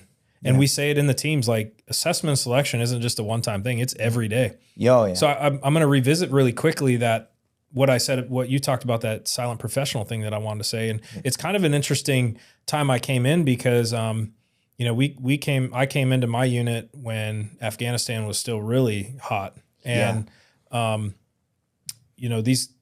these guys to me were the epitome of silent professionals. Social media is out there, but guys are not writing books left and right. I don't know. It was just like like something happened when I was in where more took off and more people got noticed, or video games, Call of Duty and stuff started ramping up Medal of Honor. And so more guys from the special operations community are starting to, and like you're seeing your tactics and stuff on these games and you're like, what is going on? Like who are we becoming? But I saw that difference pretty starkly of one generation that, I don't know. I hope it's not the last generation of silent professionals, but it's certainly different. I don't know how, I can't speak to the community now because I've been out for so long, but reading and talking to guys still in, it would seem that there's less of that today in some regards. Still many who walk in that ethos, but it was just interesting to kind of survey the transition, if you will, once social media and video games and all this started to really take hold. But I did 2 deployments to Afghanistan with my team 8113, and then we did a deployment to the South Pacific. So the first deployment, I was with headquarters company of Alpha Company, and then I went to all the jump schools and sniper school, breacher school. Marine Corps still hadn't sorted out getting everybody to dive at that point, so that was one thing I was not fortunate to take part in, but I got to do some of the other things on that side of the house. And, we alluded to it yesterday, like when you post your service, like you got to see behind the veil. Yeah. And for those that are in conventional forces, again, it's not like this pissing contest. Everybody wants to make it. But when you cross in that side of the house, it's just like a whole other matrix and world opens up to you that you never even knew existed. Correct. And I don't even think like half the senior leadership in the military might even know it exists. Otherwise, they might not be the way that they are if they did. Yeah. So, but anyways, so the Afghan years came and went, quick. Hey guys, today's episode is sponsored by Double Tap Concealment, where precision engineering meets personal defense. From a humble workshop to a trusted worldwide brand, Double Tap Concealment was built on a mission to create holsters that uphold the highest standards in security, comfort, and style. At Double Tap, expert artisans and firearms specialists work together to craft holsters that embody both sophistication and reliability. Each holster combines innovative design with flawless functionality, crafted to support and enhance your everyday lifestyle. When you choose Double Tap, you're embracing a standard of protection that respects your right to self-defense and commitment to quality. Guys, check them out. Double Tap Concealment. Amazing dudes, fast shipping, great products. I'm not just saying this because they sponsored this podcast. I promise you, really good holsters. I currently just added one of their holsters to my actual kit. Check them out, guys. Double Tap Concealment. And what was Afghanistan like for you as now a raider? Yeah. Like you're no longer a gunner. Now it gets, it starts to get. You're a special operator. Now it's real, right? I remember my first. That door kicking you wanted is right there now. Yeah. Not so much doors, but Mud hut. Yeah. I remember the first TGM. I remember just thinking like, I'm going to lose my legs. Like, they're talking about how we were in Helmand Province. And I remember just how much they talked, all of our training is around mine clearing and sweeping. And guys are losing their legs and other capacities. And so, yeah, it's like, it was funny. The first time I remember getting dropped off the back of a 46 and being the guy to run out of it. Yeah. Cause I remember being the gunner, lowering the ramp for those guys. And it was just like, wow, this thing has come full circle. Yeah. This is crazy almost. You moved around all over that bird. So Afghanistan, my first time over there was with Headquarters Company. The company was already deployed, and myself and another guy met up with them. And for the most part, it was pretty low kinetic because we were supporting the teams, and we had a couple of really hard losses in that one for one of the teams especially. But when we rotated back is when I kind of got thrown in the full workup cycle for the first time and got to be with my team. And I was just an assistant element leader. I mean, I didn't really hold any position, and thank God, like we to this day are still a very tight team. Like we talk, we have a group signal, chat, and we make an effort to stay in touch and check in on each other. And that's really cool because you don't find a lot of teams do that. I think that's a unique dynamic though, because Chris said this as well. The one that was on my podcast, he's a Green Beret, and he's like, his first deployment on his team was like, okay, I'm just the guy on the team now. They literally were like, look, like you just do this. And they're still tight. All these guys are really still tight together and stuff. And very similar to you, he was like, I showed up and they were kind of like, don't fuck this up. You're the new guy, kind of stay in your lane, and we'll guide you to the direction you need to go to. And then he kind of eventually said he, started to learn his identity within the team and stuff. And it was a family. Yeah. The senior leadership looked out for us. And I think that's what made us so tight is we trusted each other. We grew to trust. Like I trusted my element leader so much, and my ops chief and the team commander. We had a great workup. I think so. We had the commando mission. So the other teams had the VSO, the Village Stability Operations, but commandos was where it's at, right? You're inserted with the Afghan Special Forces commandos, and you're training them. You're on a cycle of training them and then going out on ops with them, right? And I mean that's when you're like, oh man, I'm great. I get to work with the 160th and all that, So that and those guys are such great pilots. I mean, I have such admiration for what they do and how they do it. But those are memories that I'm thankful for and fond of because they're gone. It just comes and goes so fast. Oh yeah. But Afghanistan for us, it was semi-kinetic. I mean, it wasn't the Wild West like it was in other deployments. But I mean, we definitely had our ops out there where it got hairy on a few of them. And pretty kinetic, but thankfully we on our team brought everybody home. Obviously Iraq was a little different for you. Afghanistan, obviously war was a little bit more realistic for you at this point. What was the one moment where you're like, okay, this is war. Like this is. I was on a rooftop. We were trying to get eyes on a compound. I mean, I think it's a buildup, right? Like, it's everything from being in country and getting acclimated to, we had a few indirect fire, IDF rounds, hit near our compound and rock it pretty good. Or so I thought. That was, pretty intense until I saw Ukraine, but, I think it's the buildup, right? You're meeting with the 160th. We trained with them throughout the workup in a different capacity. But when you're getting ready to get on the birds and it's dark out and you just get sucked into the night and off you go. And you're looking at this piece of land under green lenses that has so much history, from the history books. Of course, like anything else, you're just like, I don't know what to expect when that ramp comes down, but here we go. Because we're ready for this. Like we signed up for this and this is what it's about. Yeah. So you do your time as a Raider.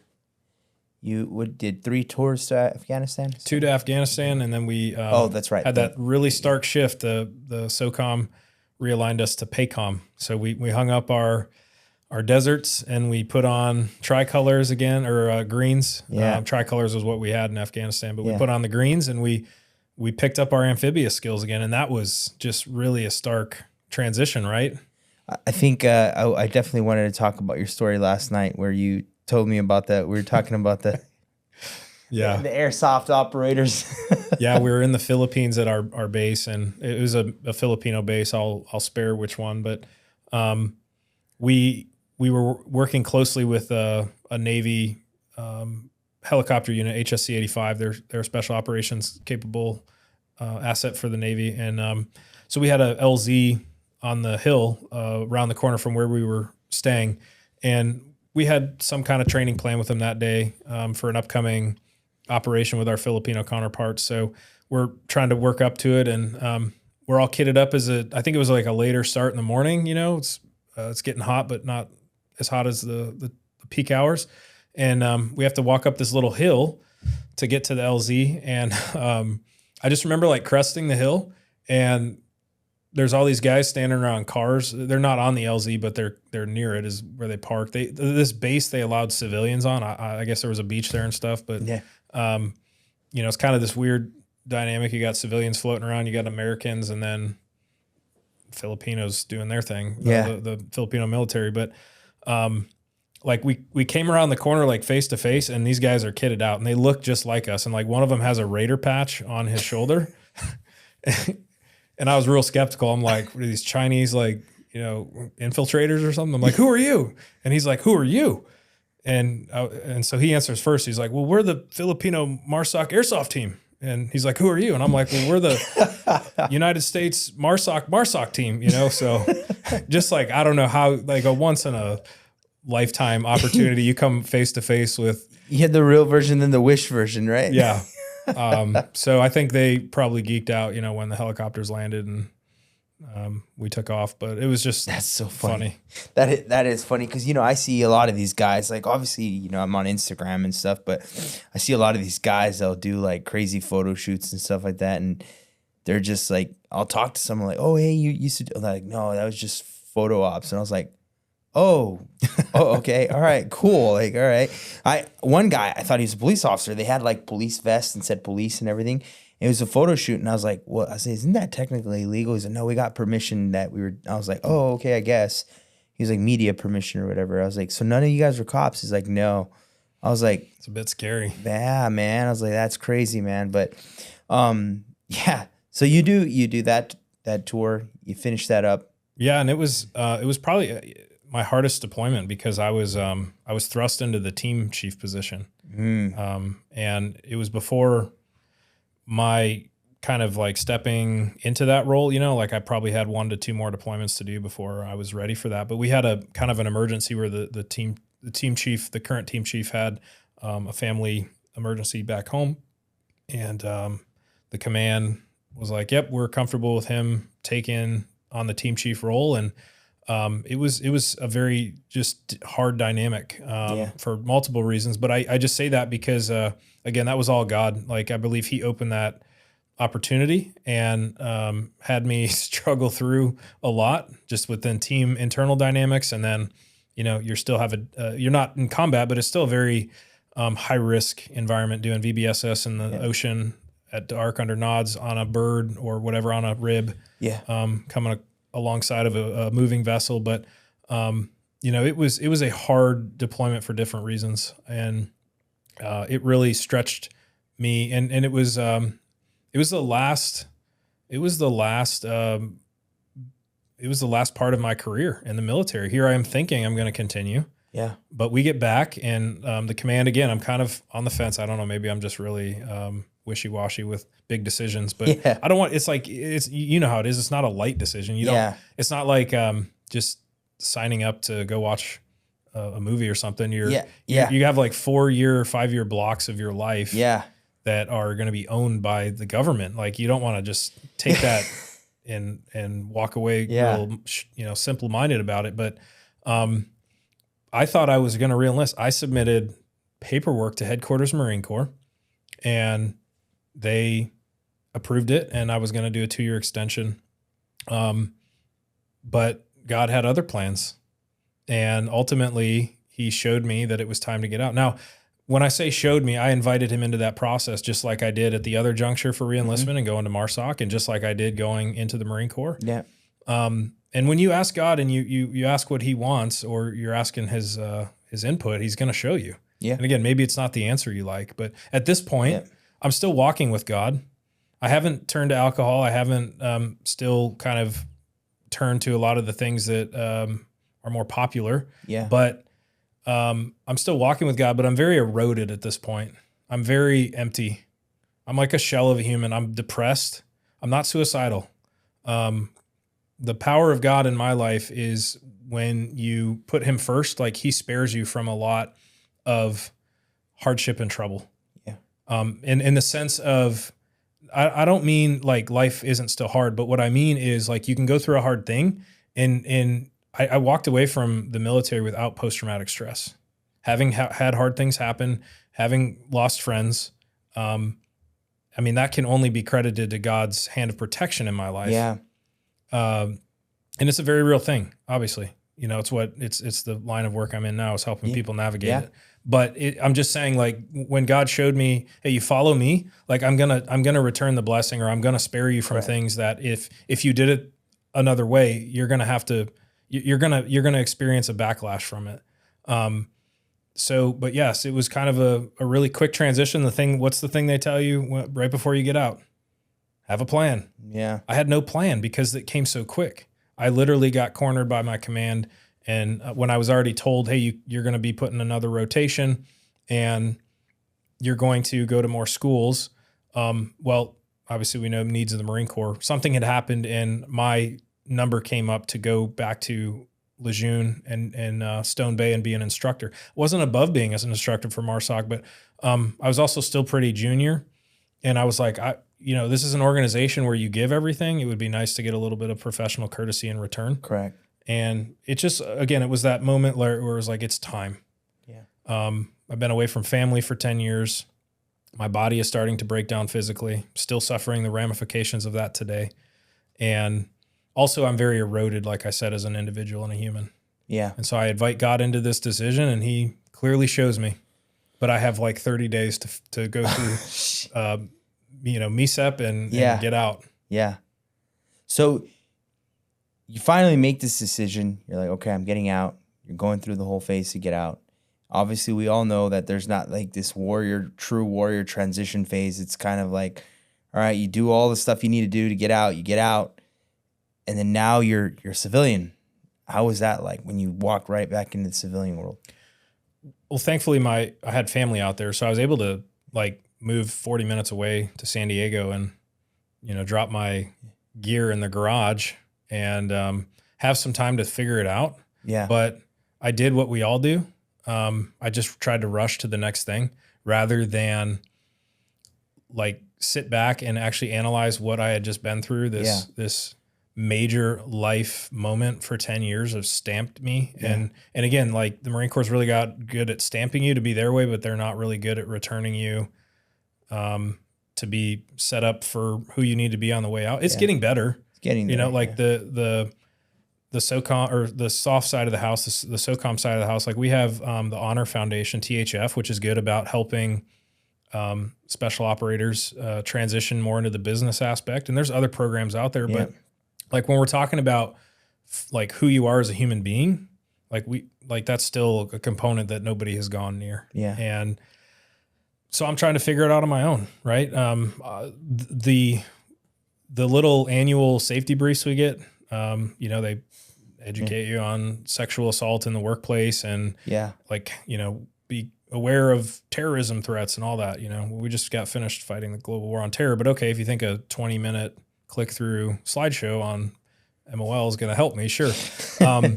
But the one that really piqued my interest was like anti-human trafficking started to become really known by a bunch of groups and the media started picking up on it. So it's like in our minds, we're like, okay, this is who I am. I'm this special operator. And I know I wasn't being called to go into the federal side at that moment. Yeah. My body is just needing time to recover. Yeah. I also had kind of this like, it was like, man, I had my fill right now, Yeah. So I'm like, I'm not just going to run and be a cop but it's like, what can I do to reinvent myself? And that's what I tried to do. I tried to reinvent myself as a raider on the outside, and it worked for a short amount of time. I got connected with a nonprofit anti-human trafficking ministry there in Southern California. And I served with them for almost a full year, and some of the best relationships I've had in the last decade have come out of that. Ultimately, it didn't work out for me to stay with them. But again, I was trying in my own strength. Like I was kind of inviting God into the decision, but I was also kind of just like running at my own speed. Yeah. Like, cause I mean, I said this yesterday. One of my observations is, usually if you've served a period of time, like cut that in half, and that's about the amount of time it takes you to wind down from that experience. Yeah, you mentioned that If you're actually on an active journey of trying to, understand your past and move forward and bring what needs to be brought into the future. But, for me, it was 10 years. Like it took me a good 5 years to wind down. I served 10 years and 4 days. I mean, and you finished off your career in the special operations side of things. So it's not like you're just hanging out in the air wing, not saying they're not doing anything, but it's a different level of where your mindset needs to be. Yeah. Right? And my ultimate goal, I wanted to go to CAG, I wanted to go up that next level, and there's very few seats for Marines open. So it was almost just like I would have had to go to the Army side first and do that. Yeah. But I just knew God wasn't directing me that way. So yeah, I'm out and I'm still trying to go 1,000,000 miles an hour. Cause you're trying to find that identity, right? Thankfully my whole value and worth structure of myself wasn't wrapped into like, oh, if I don't have Marine camis on, or, I'm not got a chest device on my shoulder, like I'm not waking up feeling like I'm nothing. Correct. But I'm still trying to be a cool guy, But ultimately, my story gets led to college, and about a year out, I get directed. I actually got some really good advice from a pastor, and because every major life decision you should not be trying to make on your own. Yeah. You should be bringing trusted confidants and people who you admire. And well, for me, it's people who I know are walking in integrity and with an upright conduct and character. But I had a pastor who said, we had a very intentional meeting, and he said, "Hey, Kyle, like preparing yourself to serve God is still serving God." And it's like, wow, that's good. And that's always stuck with me. And it was time to slow down. And that's what happened. I ended up going to Liberty University. My brother went there as an alum as well. And it was kind of cool because I had left the house when he was a little kid, and we were close, but how do you maintain that relationship for 10 years? But we kind of had like 2 years of reconnection as roommates there. It was really cool. Well, that's cool. But not lost time, but that time where you're away from him, you were able to like regain it right then and there. Yeah, kind of awesome. Like redeemed the time. Yeah. Yeah. And so it was, but my mindset showing up, I was really kind of arrogant in my spirit. I'm prideful because I've got 5 deployments, and I'm a MARSOC operator and a sniper and all this stuff, right? That we just tack on and think that it qualifies us to do everything or speak into everything, right? So I show up with this kind of arrogant attitude, and I'm going to be around 17 and 18-year-olds, and what are these bow-tied professors going to teach me? And I get to my first Bible class. And again, I've been a Christian since I was 6. Like I've been in church. Yeah. I've been reading my Bible. I've walked a pretty, stand-up journey from what other people might look at or view, right? That's an arrogant comment, by the way. There's nothing about my journey that makes me a choir boy. But my point is that I walked in thinking, man, like I'm so far ahead in my journey. And I had my first Bible class, and I realized I knew nothing. Yeah. I had never studied the Bible formally. I'd never taken the time to understand like how it was written, why it was written, how it was delivered to us, and the ways that it's supposed to be applied to our lives. And basically, to sum up those years, is it was like another boot camp. If you look throughout the narrative of Scripture, when God wants to use people, He puts them in boot camp. And we just think that, if we have certain qualifications, or we put a title on ourselves, that we're ready to go and into the next thing. One of the most profound statements that I've ever heard about Jesus's life is that it took him about, anywhere between 18 and 20 years to prepare for his 3 years of ministry. And when God is crafting people and he's shaping them to do very specific things in very specific ways, he doesn't go fast. And I wanted him to go fast. And so I showed up still with this high of wanting to be this guy that came in and solved anti-trafficking.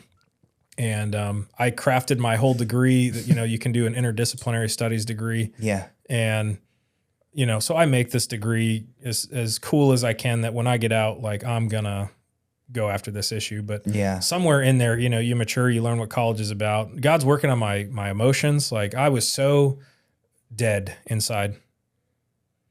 That's a big problem with people who call themselves followers of Jesus today. We're supposed to be living victorious and with joy, and it's a journey. It is, yeah. But I was dead, and there was nothing about me that resonated like, wow, this guy lives in victory, on the side of victory. When life gets hard, like, he is resilient. Well, he can muscle through things because they're hard, but does he really have the attitude that goes with it? And so God is having to put my emotions back together. He's having to, essentially allow me to know that I'm human. Because for those listeners who've never been to combat, the military is just an erosive, and law enforcement, they're just erosive environments in general. Yeah. Not because the people are bad, but because the line of work is hard. It is. And it takes something away from you. And then you add combat to that. Plus you bring in all the stuff of what people went through in their families of origin. Yeah. And you come out a shell of a person. I think that's good you point that out. 'Cause like I even told you yesterday, even when I jumped into law enforcement and got out and stuff, for one point in my life, I was just like, I don't want anything to do with it. Like, I sold my guns. Yeah. A lot of my Marine Corps uniforms were like, I put them in storage far away. I got rid of some of them. Like, got rid of everything. I just didn't want any of that in my life anymore. And I thought, like, I would sit there and look at people that were all, I'm like, stupid motard. Like, like, look at that guy, right? Yeah. And then you realize, like, later on, in my situation, I was able to find some light at the end of the tunnel and realize, like, that's not how I should be. I should be proud of what I was, because I was once proud, and that's what I wanted to do. And I know I'm still proud, but don't be bitter about things, because then, like, my nephew right now is in the Marine Corps. He joined the Marine Corps because he wanted to be like uncle. And, for me, that was like amazing to hear. And then at one point I was like, how do you want to be like me? Right. And I start to think, like, no, man, like, I made a difference in his life. He saw me as, like,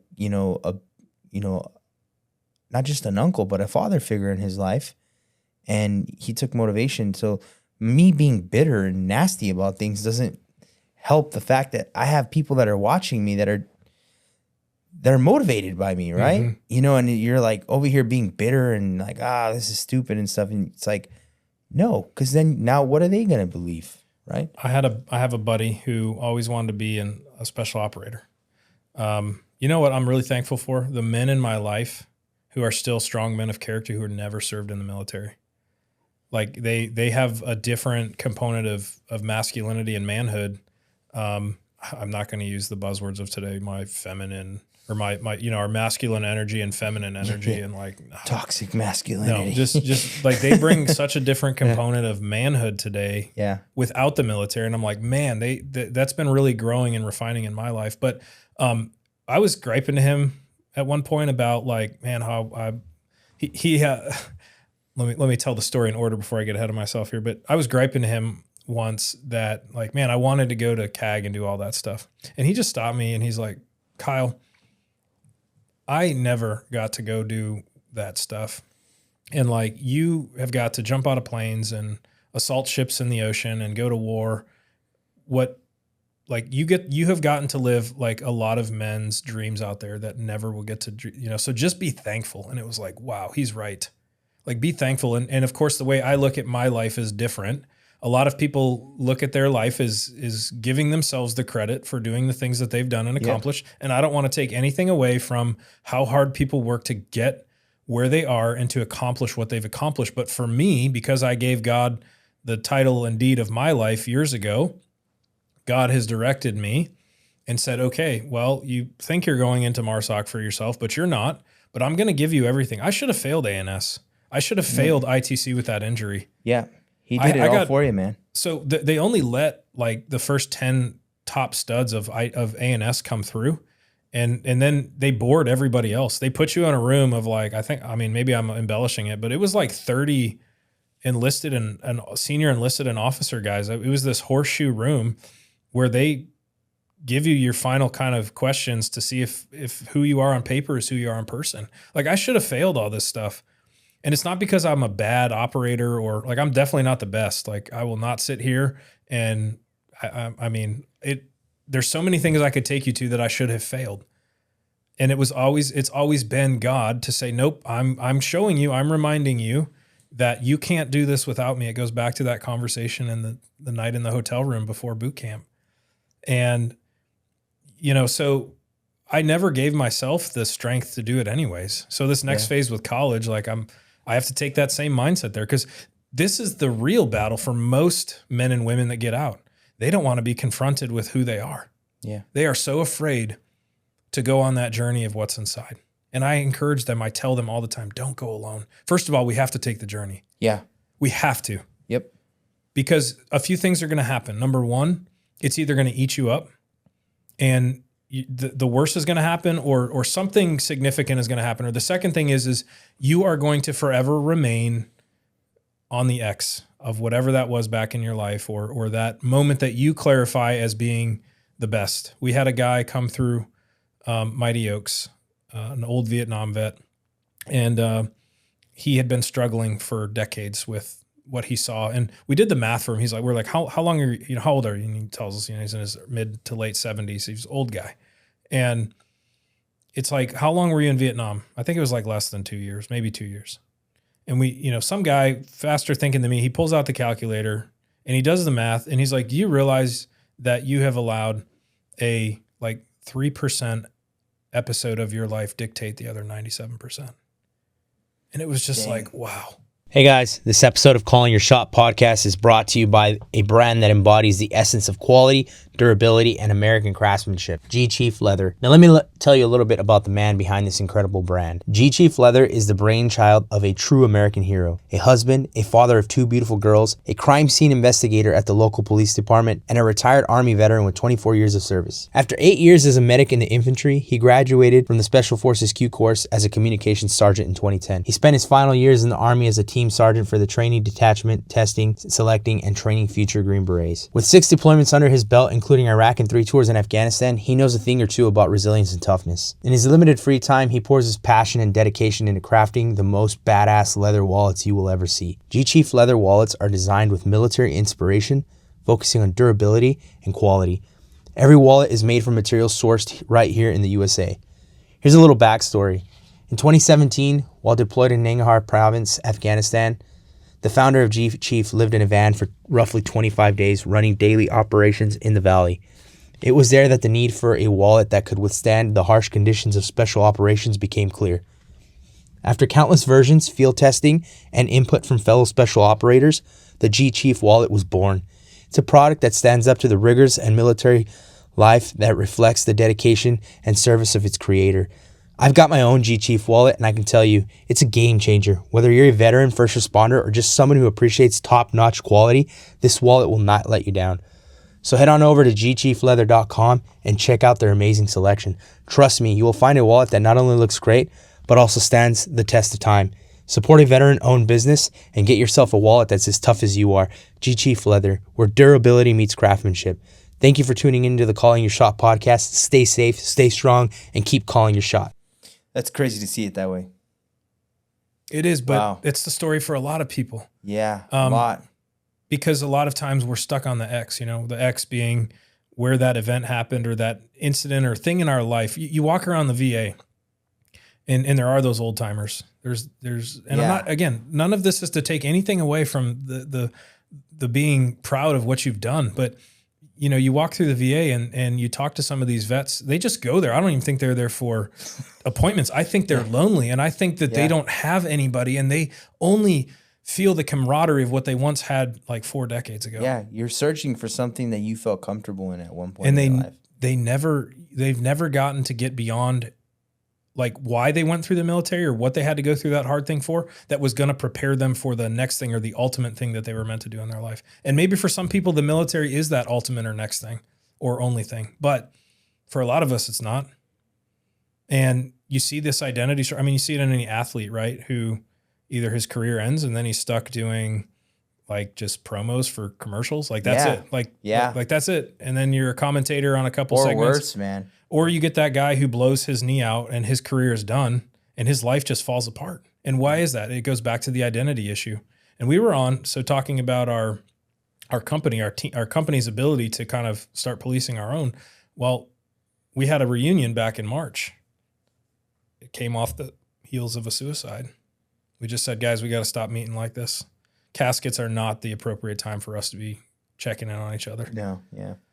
And I know a lot of units are out there doing that. And so we just said we got to start doing it better. So we finally planned a reunion. We made it happen through the, I'll give all the credit to the Robert Irving Foundation, the celebrity chef, who has Uniting the Brave. And they were gracious enough to sponsor us to come together. Awesome. And from the waves of that good weekend we had back in March as a company, we've been venturing into weekly calls, weekly Zoom meetings, and a weekly Bible study. That's awesome.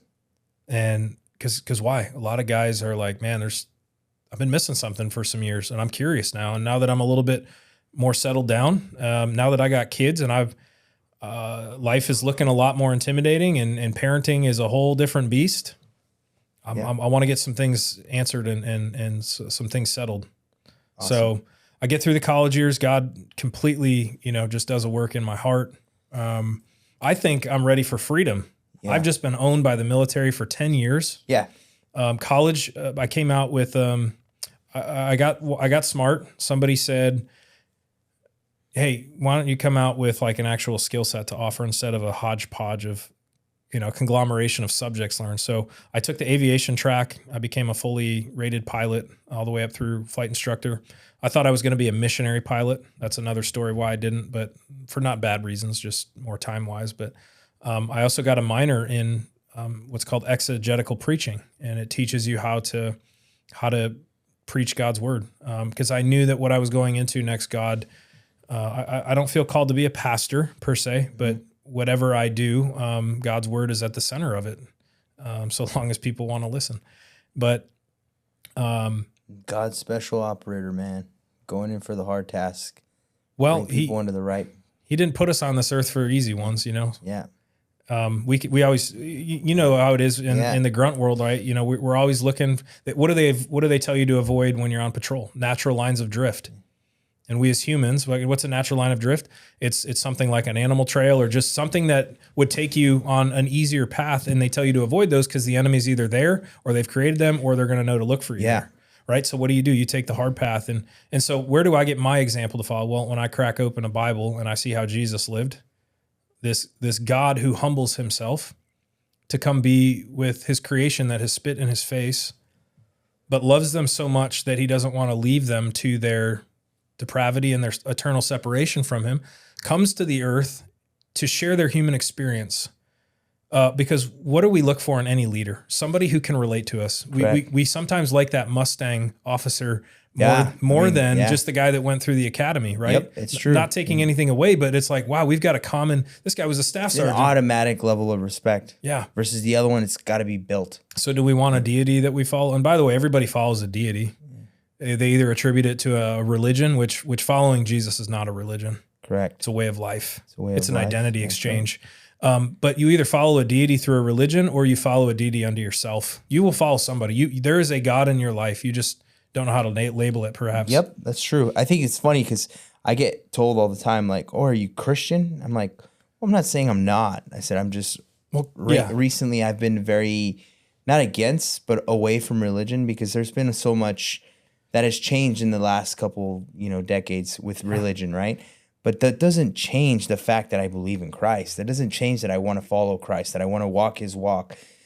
You don't have to come and say, well, if you're not Christian, then you're like, I think people don't understand what the term Christian comes from. Well, right? Christian, it comes from the book of Acts. They think you have to go to a Christian church and it's not. There's way more to it. And Yeah, I mean, I encourage people to go out and look and read the book, read the right? Bible, Yeah. and understand who God is according to who He says He is, right? Exactly. But then ask some questions to some people who have studied it, so you don't try to interpret it on your own. That's true. Like you don't just pick up a manual to some piece of like your artillery piece and just try to figure it out on your own. Right? Yeah, So, or just go like get a Black Hawk manual. All of a sudden now you know how to fly a Black exactly. Hawk. You think you know. You get yourself in a lot of trouble when you pick the Bible up and just try to interpret it on your own. But like what you said, the term Christian was actually a derogatory term, right? And we've made it into a religious class. And yes, I mean, for the sake of words and semantics, like it is easy to identify a follower of Jesus as a Christian, a Christ follower. Yeah. But obviously that's a term that has been stretched and abused and redefined, and people just slap it on like a bumper sticker. Correct. But what I call myself, I'm just a follower of Jesus. I follow His instructions. Like He gave us an SOP for this life called the Bible, an instruction manual, a blueprint. And it's not read like a common instruction manual blueprint, but if you look, like it's timeless and it speaks to the major situations that we are confronted with in this life. Yep, exactly. And you so, just got to open it. Yeah. Just open it. It's there. And if you are searching for truth, God cannot hide Himself. That's the cool thing of C.S. Lewis's story. If you're familiar with him as a writer and you admire his work, or you go back, maybe you've watched the kids' tales, The Lion, the Witch, and the Wardrobe with your family, but research his life. He was a staunch atheist out to disprove God, and he found so much evidence that he proved the God. opposite. Yeah. And it's like a Jordan Peterson story today. I don't think Jordan Peterson was ever on a quest to disprove God, but I think there was elements of being skeptical. I don't know. I don't want to speak to his story, but I think he is like a modern day C.S. Lewis with the intellect and the type of material he produces today to a man who has understood that, wow, everything that I do professionally makes so much more sense when I attribute it to my Creator. Yeah. And so nothing of what I have done in my life has been about me, although there were certainly seasons and elements where I made it about me. So we go into talking about it not being about you, and a lot of the stuff you've done, especially recently, is definitely not about yourself. You've really done some very humbling things for others, and one of those things is going to Ukraine. All of us here have this perception of Ukraine, and the government's giving them too much money, and why are we even fighting, blah, blah, blah, yada, yada. Everyone has something to say, but you have something different to say. You were there many times, a couple times, right? How many times? Like 5 trips so far. Yeah, you've been there more than enough. Yeah. Right? You were also in the same vehicle that my last guest described a very moving moment, and we talked about this moment yesterday, and in a different perspective now, not just hunters, now in your perspective. And I think being able to, you got out of the Marine Corps, you're no longer, doing all that, but you still, after you do your human trafficking stuff, you decide to go to a country where it's war-torn. There's so much bad going on. And now I'm going to let you describe what you've been doing in Ukraine, but I think that just says a lot of where all this path started for you and how God has set you up, because Ukraine's not downtown Houston. You know what I mean? It's bad, right? Yeah. And I'm sure not a lot of people can handle that kind of lifestyle, right?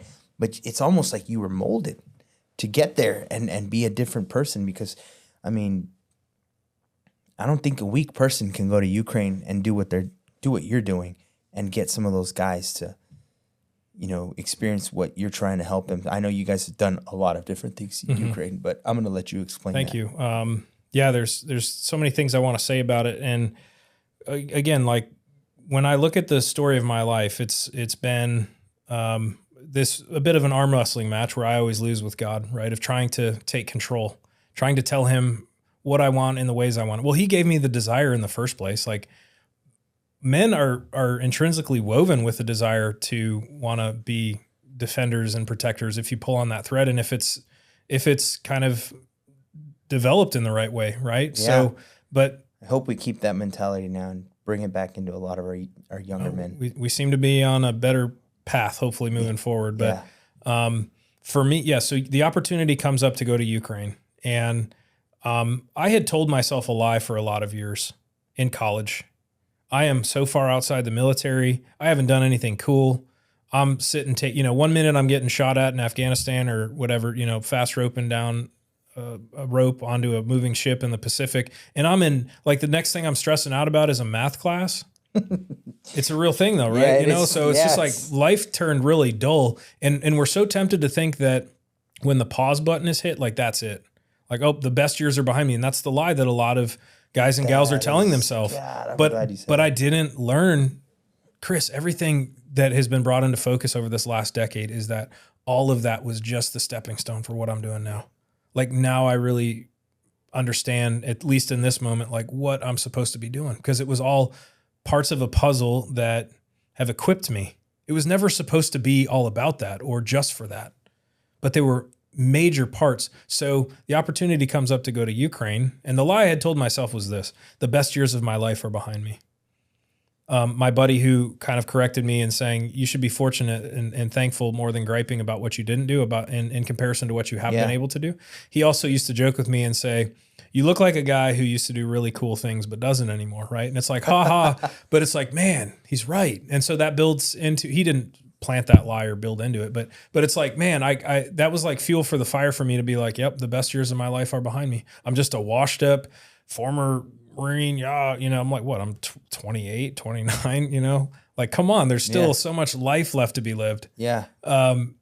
So yeah, this opportunity just, now we kind of glossed over this and I don't want to take too much time, but post-college, I think I'm going to get freedom. I just been owned by the Marine Corps, and I just had been owned by college, and I'm like looking at this fresh start finally, but something happened to a close relative where they required help with childcare. And so I had to go move in over a 3-year period. It lasted a full over a year of accumulated time for me. But I had to watch and raise these 3 little girls who are in my family. And it shows you did well, because yesterday you did good with my kiddos. I hope so. It felt like being right back in the mix. But, I get these girls and they're 6 is the oldest, and then there's twin 7-month-olds. Yeah. Oof. And I'm almost in this like full-time mom situation. Yeah.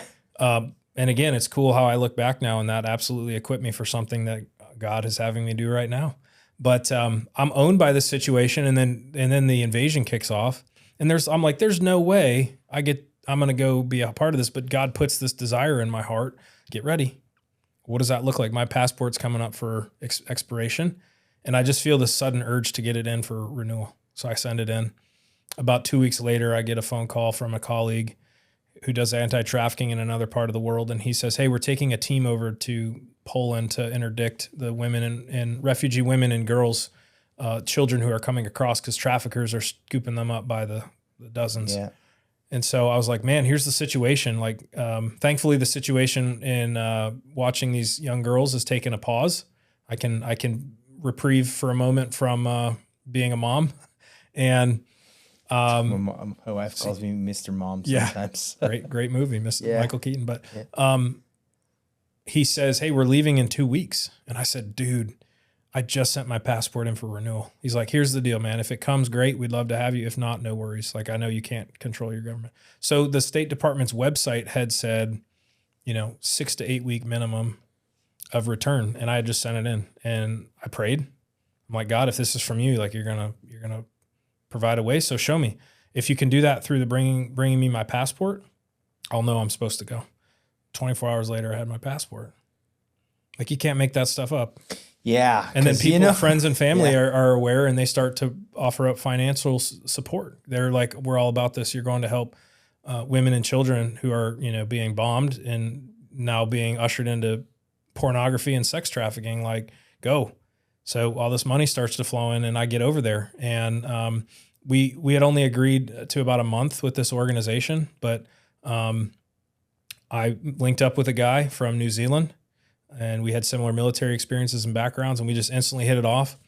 And when that month was up, or just about a month was up with that anti-trafficking organization, we decided we're going to go into country. And, to kind of accelerate, I guess, a little bit through the details, there's so much to unpack with Ukraine. But to answer your question specifically, why do I go? I go because of what I'm called to do. And I only see people. I mean, I understand the bigger objectives out there, and I understand people are doing things on a militaristic sense, and people have to do things on a political sense. And I have my own opinion about all these things. I'm not in favor of money just being thrown at things, because I get to spend time with these guys, and I can tell you the money hasn't gotten to the soldiers, not a dollar. But that's another discussion for another time. My point in going, I hate to hear that, man. My point in going, I mean, I'm sure stuff is going to HIMARS and stuff, because obviously they're. I mean, but like when we're talking about the basic soldier. So here's the most stark thing that I observed when I got over there. I'm a soldier, Marine for 10 years, and I have combat experience, and I have. I'm very, we've been very well trained in our military, and I get over there and I start to interact with these guys, and I realize I have nothing in common with them. Nothing. For many reasons. Number one, they have zero training. Most of them. I mean, their professional military has been obliterated. Like, they don't have a professional military. It is all volunteers and conscripts at this point. Number two, like, they don't have the access to equipment like we do. Like, it is some of these guys look like they got marched down the Dick's Sporting Goods aisle and took a fishing vest and tried to tack on gear. And they are fighting in ways that even us as Americans aren't like trained to fight, at least at the time that we were doing OIF, OEF. Trench warfare, man. We're back in World War I. Jesus. So growing up and part of, speaking into that call to go in the military, right? You're like watching Saturday morning History Channel documentaries on World War I and World War II. And I went over there and I'm like, this is straight out of a documentary. God. And these guys are fighting with next to nothing, some of them. And it just broke my heart, because these are people. Like, you put the language barrier aside and you look, and again, like, some of this has to be chipped away over time. Like, I don't expect a guy to get out of the military or law enforcement, or a gal, and just expect to like have a heart towards people when, I was a sniper. Yeah. Like, it took some time to soften my heart towards humanity. It's very hard, but at the same time, like, when you look at what a man is supposed to be on a spectrum, you're supposed to be able to fall evenly in the middle, right? It's not just about, guns and tattoos and drinking and smoking cigars. And then on the reverse end of that spectrum is being completely effeminate and castrating yourself. Like, there's if you stand balanced in the middle, you'll be a protector, and you'll know when the right time is to stand up and take life if need be, but you'll also be very compassionate. Where do we get that from? From Jesus. Yeah. Jesus is going to come back one day, and he's going to be a warrior. But the first time he came, he was a very compassionate, kind person.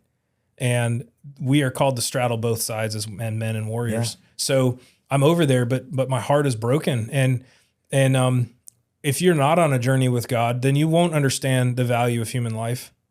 You won't understand what in Genesis is called the Imago Dei, when God created man and woman, from Genesis 1:26 and 27, where he stamped us with his image. And you look at other people, when God puts that lens on your eyes, and you stop seeing, terrorists, and you stop seeing people. There's bad people out there. Don't get me wrong. They need to be put down. Yeah. But when you see people and you look past the language barrier, you look past the politics, that's what you see as people. Well, I think that's kind of like where even on my last episode, not to get into it, but, like the people of Palestine and Israel and Lebanon and all that stuff, there's people there that are just people. People. You know what I mean? Let's take away Hamas, Hezbollah, the IDF. Let's take away all those guys from those things. Those are kids, children, women. They're people, man. They're people. I think that's the problem is we have all been somewhat tapered to believe certain things, and then we lose the one important thing is the fact that there's just people there. Like in Ukraine, some of these guys, they were just a young guy living his life, and all of a sudden now he's got to fight a war. Yeah, I mean, and the Russian people are suffering greatly too. There's so many Russians that don't want part in this, and I am not supporting the Russians in any way. No, but you're supporting human beings. Yeah, and there's a difference between what I'm doing and just delivering aid. Correct. I'm not a humanitarian. I've delivered aid. I deliver lots of food and lots of medical supplies, and I've done training, taught CCCC, taught some tactics to the right groups of people, but ultimately, my job is to come over there and talk about hope. Hope being a name, and that's Jesus. And when you are confronted with these men, so here's how we don't relate. it's very tragic when an American service member dies or a group of American service members die. We just got done remembering and reflecting on Fallujah. You know, we're like at the 20 some year mark, or right at the 20-year mark for that, right? And so we had large groups of Marines killed at one point in that fight, and that's tragic. And then you talk with a soldier over there, and through the translator, you're learning he is one of like 8 survivors of a 130-man unit. And you talk to guys who are concussed because a Hind helicopter shot a rocket and it landed on the berm in front of them, and you know, the concussion blew them all back, or a tank round fired and hit the tree next to them, right? Like, that's something we haven't related to in a long time in our American military experience, unless you are a part of really high levels of teams that go and do that thing. But for 99%, it's not a warfare that we're trained to. And so I couldn't understand, because here's the other thing. These guys are painting their POVs, their cars, their own vehicles, and they're painting them green to drive to the front lines, because they don't have the military that we have. They don't have the training we have. And oh, by the way, while they're fighting, they are also worried about their wives and their children back home, who are being not just like harassed, but having large barrages of S-300, S-400 missiles dropped on them in volleys and drones. And this is not let up. We just saw Kyiv get absolutely spanked this weekend with over 100 missiles. Yep. And we just saw Dnipro get hit with... and it looks like in the next couple of days, it's only going to get worse from what's going on. And we know that things are working behind the scenes to try to escalate things as we're facing a change here. I know. So all that aside is I don't go over because I necessarily want to. I go because I know I'm called to.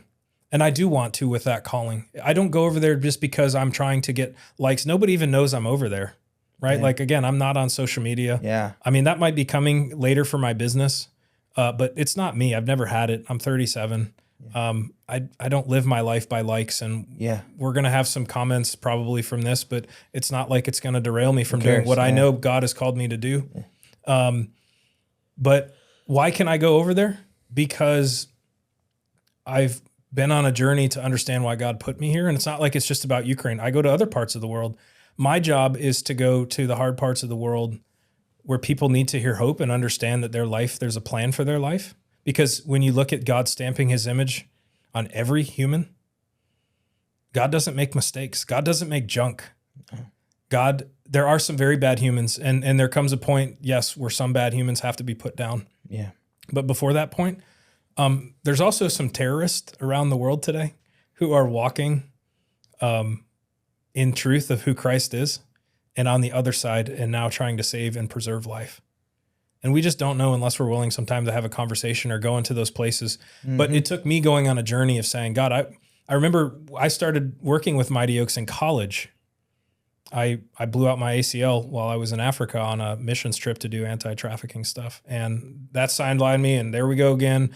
Can't achieve my graduation date. And God actually allowed one of the best things to happen in my life through that interruption. And that was to start working with Mighty Oaks. And I remember when I started with Mighty Oaks, seeing some of the best versions of what men are today through them. And also being challenged to grow to be a complete holistic man. And so it's like, I need to be a holistic man. I need to start getting every area of my life in order. What is my conduct? Do people know, do people have accountability over, who am I giving accountability and permission to speak into my life? Do they know what I'm looking at on the internet? Do they know how I'm spending my finances? Exactly. Do they know who I'm spending my time with? And so this has been a long journey for God to correct and steer me and shape me in some very uncomfortable ways, some very long, uneventful moments, to then be able to say, okay, now you're ready to step into other things because you've honored me. You have taken seriously why I've put you here and what I've called and shaped you to do. And so I've been healthy. Why can I go back into Ukraine and be around artillery and be around airstrikes? Doesn't mean there's not fear there. It doesn't mean there's not, I remember the first time I went on more of a risky thing, I created a video for my family, and I thought it could be it. You just don't know. But I also remember getting emotional because, like, it's different when you're over there in that capacity. You're not, I don't have a weapon. You're helpless. Almost. Yeah, you're helpless. Yeah. I'm there, like, trusting God. I'm not making foolish decisions, Yeah. but you're called to take risks for God. And you're there trying to do well, but you don't know if they don't care about that. Right. You know? Like, yeah. And I remember I was willing to die for my country and government without beating an eye. And I've accepted my death a long time ago, cause I know where I'm going. I know that I'm secure in what awesome. God has to promise us for those who truly follow him. But, I also but there's a surrender, there's a laying down. Like, it doesn't mean that I want my life to end early. Yeah. You're like, all right, I don't have a death wish. I'm in the most healthy place of my life. You're okay with it though. I'm not married. I've never had kids. I want to experience those things. Yeah. But when God calls you to follow him, he also says, you have to trust me. Yeah. You're not going to have everything you want in this life, but it also means God doesn't, if you don't get it in your timing, it doesn't mean he's revoking it either. And so I just remember coming to that moment to be like, God, it's not the way I want to go out, but if this is going to push people to you in a greater way, and something is required of me in a way that I don't really want, but it must be, then okay. That's what I call surrender. And so why can I go over there? Because, again, a long time ago, I took the hands off the steering wheel of my life. I realized that this life is not about me. I make it about me sometimes. I'm very selfish. You can talk to my closest family and friends. I have moments, but I'm not trying to sound noble here. Yeah. I'm just saying, the way I look at life and people is we're put here for a reason, and the time we're here is so short. And once this life is done, everybody has their theories of the afterlife and all that. But I know the Bible is very clear about what it says and who you're going to stand before the moment your life is taken from you. Yeah. And you're going to have to give an account. Did I live my life for me, or did I live my life according to the reasons of why I was put here? And being on this journey and having to give up certain things to say yes to other things, like God has shown me that, yes, I'm going to send you back. The whole reason I had you in the military was so you could go on a journey of being with others who have no hope. You can relate to them in some way. And so we've run programs for chaplains. We've run programs for veterans. And sometimes I go out to the front before these guys are going back into the hell, very close to the fighting, to say, hey, you're worth coming and sharing a message of hope with. And that sticks out to them. Like, why would an American come all this way? That's huge. I think it's amazing how these things work, and just hearing your story in your life. Like, I come to even just think about this podcast right now, right? Like, you don't have social media just yet or any of that stuff. And this will be a platform where we can get your word and your message out. But from here at this situation, this podcast can get 10 views for all I care. But if we can save one guy, or we can bring somebody to the right direction just off of this right now, that makes me happy, right? That's right. And we had a conversation last night about another individual, and I won't go into specifics, but we had a very good conversation last night, myself and that individual, and he's going to do it. He is good. And I'm like, that's a win for me, right? We're accomplishing what we want to do here. And to see, and the podcast, everybody sometimes like, they want to hear war stories. They want to hear all this kind of stuff. It's not necessarily what we need to hear, right? And you can get those stories, whatever. But your testimony here is what people really should be hearing, is you can live this life, you can do all these things, but you can also just be a decent human being and look out for others. And that's all you're doing, man. And God's tapering you to do it in ways that just are unbelievable, right? You're now going across the world to a war-torn environment. Like you said, these guys have no hope. They have nothing. And in my perspective too, it's like, that's how I feel too. It's like, I don't want to sit here and talk about, like, yeah, we can talk about war stories. We can do all that stuff. That's fine. But that's not my goal here. My goal here is to capture individuals who need some guidance in their life. I'm tired of hearing that so-and-so didn't have a father figure in his life, so that's why his life is ruined and stuff. You know what? Us as men, we have the duty to actually even reach out to others and put them in the right path and hold each other accountable for the right reasons, not for the wrong reasons. And, some people can hear your story and be like, oh, look at this little church guy and he's so soft and gentle. I'm sorry, man. The guy's a MARSOC Raider. He's not soft and gentle. He knows how to turn it on when he needs to turn it on. But you also know how to turn it off and be humble and just be a good person to people. And that's what I want in this world. Obviously, we're not gonna fix it overnight, right? Right. But to see, and this is what's standing out at me right now, and it's itching at my head, the stuff you're doing to go to Ukraine and help people, and the way you're willing to sacrifice to go help people. And I'm not trying to get into politics, but here we are, a couple weeks before the switchover, and you're now authorizing, use of long-range military weapons from the United States, which you already know what it's going to cause there. It's going to cause more turmoil and more hell for these people. And, ultimately, you're trying to pay it to one man specifically to make his life miserable. But in turn, and this is what I would love people to see, is there's a Ukrainian young guy and a Russian young guy who are about to lose their lives because of somebody's selfishness and political views and agendas and whatnot. And because they want to piss somebody else off and they want to put that dagger right in their back, there's a lot of guys that are, as we speak, we're now getting killed on the front line. Yeah. Because of someone's ego. What are they truly fighting for over there right now? Do you know what I mean? This can end. Yeah. It doesn't have to be this way. And, they're out there losing their lives. And you got somebody who's sitting in a secure zone making these decisions and enhancing them. And then you got an individual like yourself who's willing to go put it all on the line to go tell those guys, you know what? Well, my country back there is antagonizing this and making it worse. I'm here to tell you that there's hope at the end of this. Yeah, 3 things off of that. That's special, man. I appreciate that, Chris. Thank you.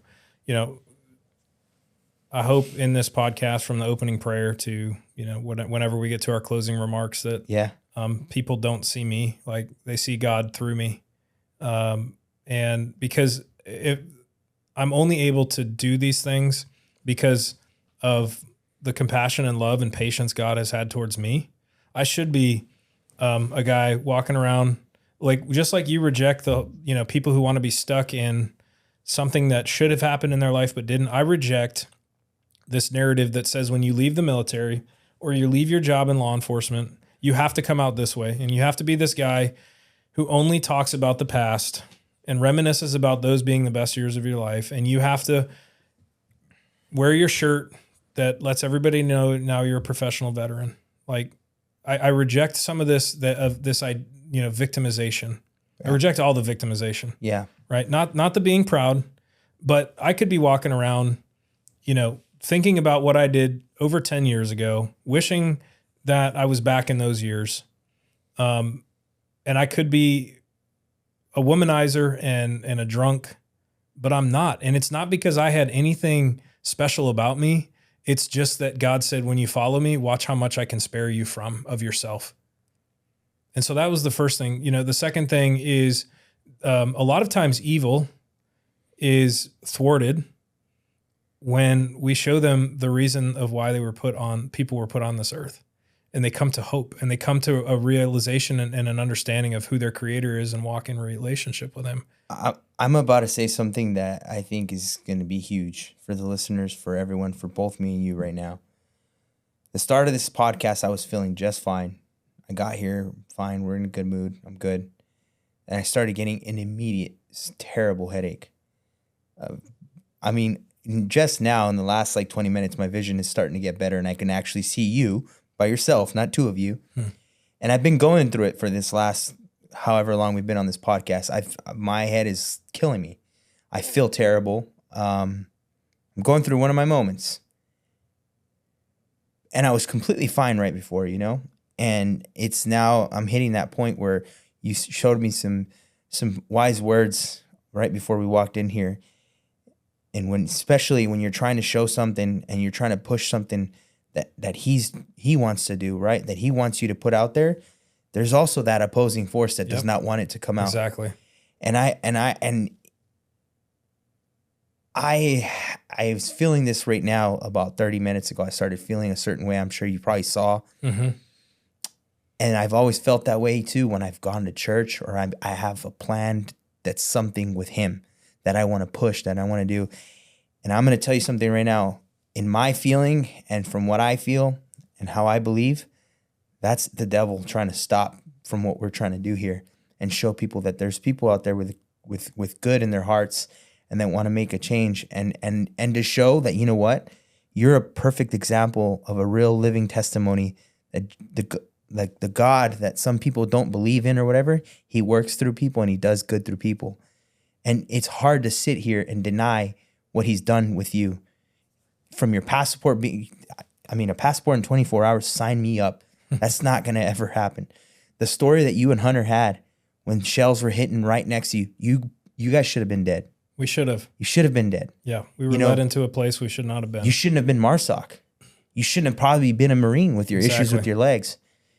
And if that doesn't help people understand that there's something there, then I just encourage you to continue to read and try to find something, because you're a perfect living example that he does work through us, and he has a plan for us, no matter what it is. I mean, you didn't like your plan for some of the parts. No. You weren't happy with it. No. But you stayed loyal to it. You stayed, and look where you're at now.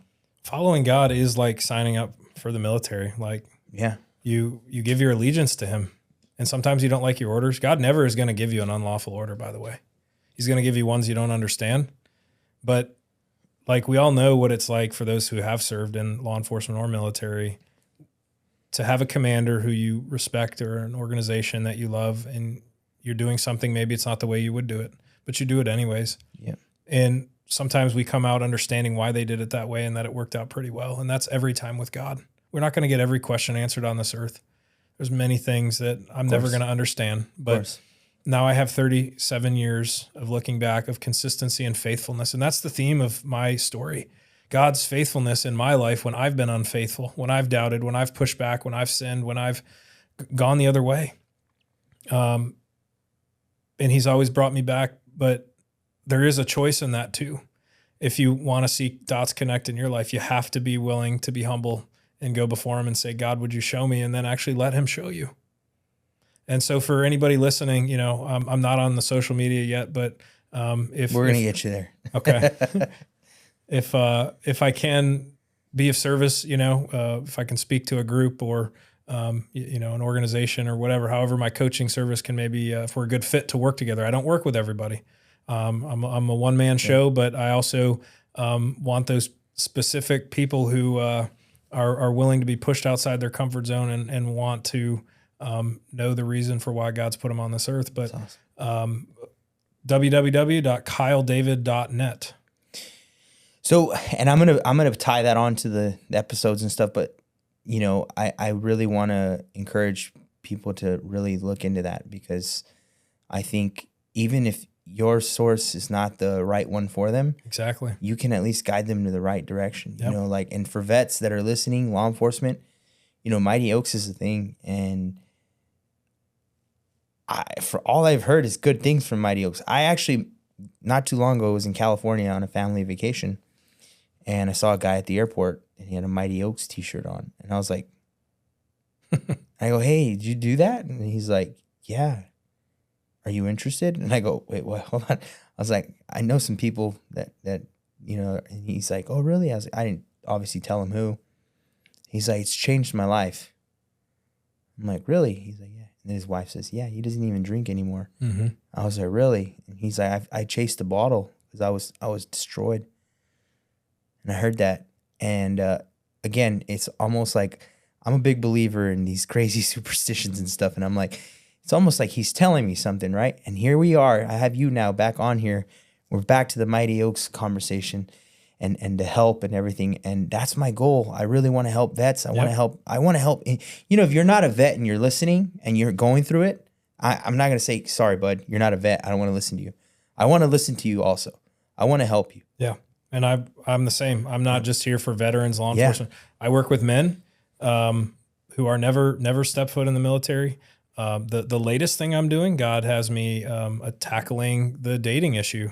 We are so far outside the parameters of what we should be doing to get into marriages that serve a purpose and are lasting and strong and healthy and actually able to contribute to the world. Yeah. And so I have female clients to help get them ready and prepped for their future husband, you know? And so I work with all different demographics. Usually it just requires us to have a conversation and see if we're going to be a good fit to work together. But to your Mighty Oaks piece, we have a saying, if what you're doing isn't working, why not try something different? So I leave the audience with a bit of a riddle, and this isn't to bash the VA and all the wonderful people that work the VA, but obviously there's something still happening and missing if we have billions of dollars being thrown into an institution with the top medicine and psychologists of today, and the numbers aren't being budged from their perspective, moving. They're actually going in the opposite direction.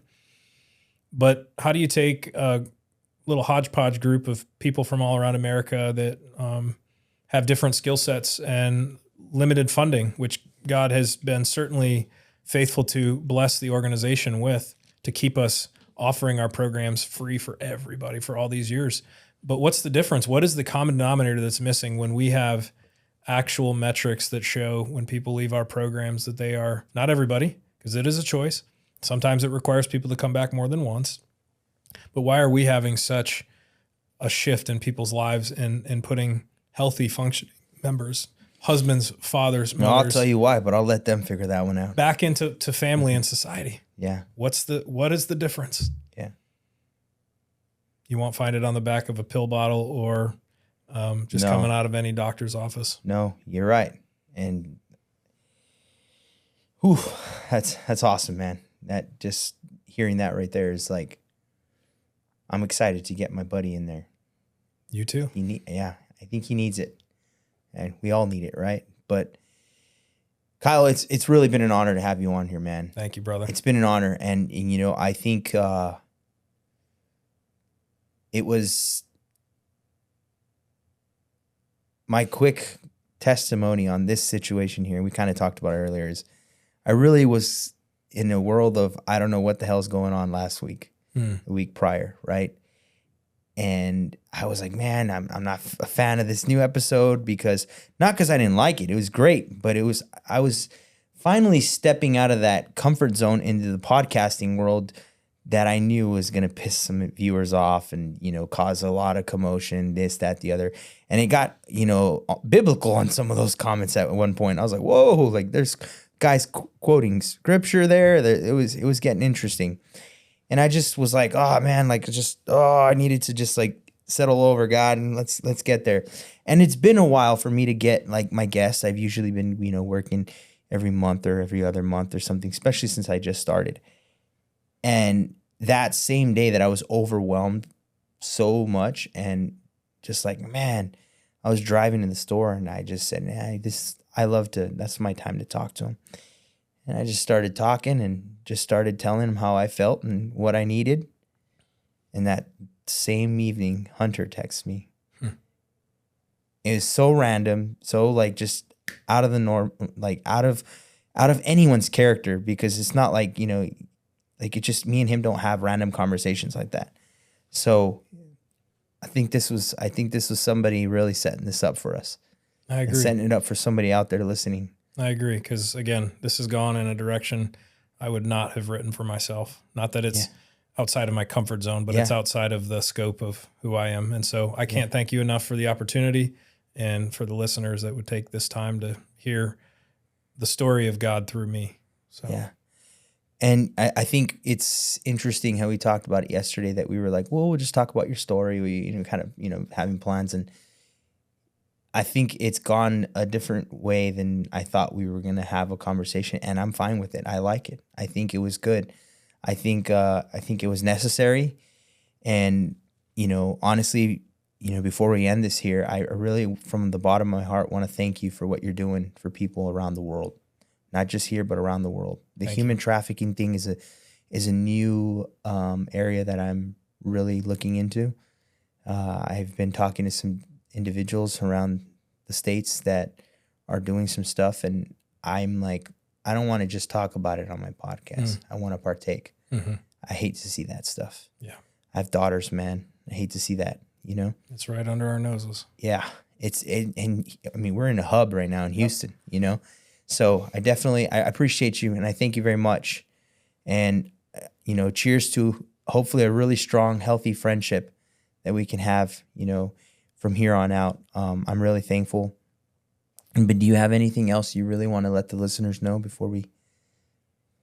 Yeah, just if you are a person who's, wrestling or anything struck today, reach back out. We don't have it all figured out. Like, I do not have it all figured out. And, but I know the one who does. And again, I'm just here to point people in a direction. So if I can serve you, if you are a person, I know that there are guys on some of our military group chats who are wrestling in life. They're on the edge because we've just seen 3 this year. Yeah. Make a decision that's irreversible. If that's you, I promise you there's a way through. I promise you that what you're going through, we can look at everything in life as happening to us or for us. And let's get you in the perspective of understanding that it's happening for you for something else and that it's not going to be like that forever. Yeah. So thank you for an opportunity to share this space with you. And I do look forward to a friendship and hope that this was of benefit to your audience. Yeah.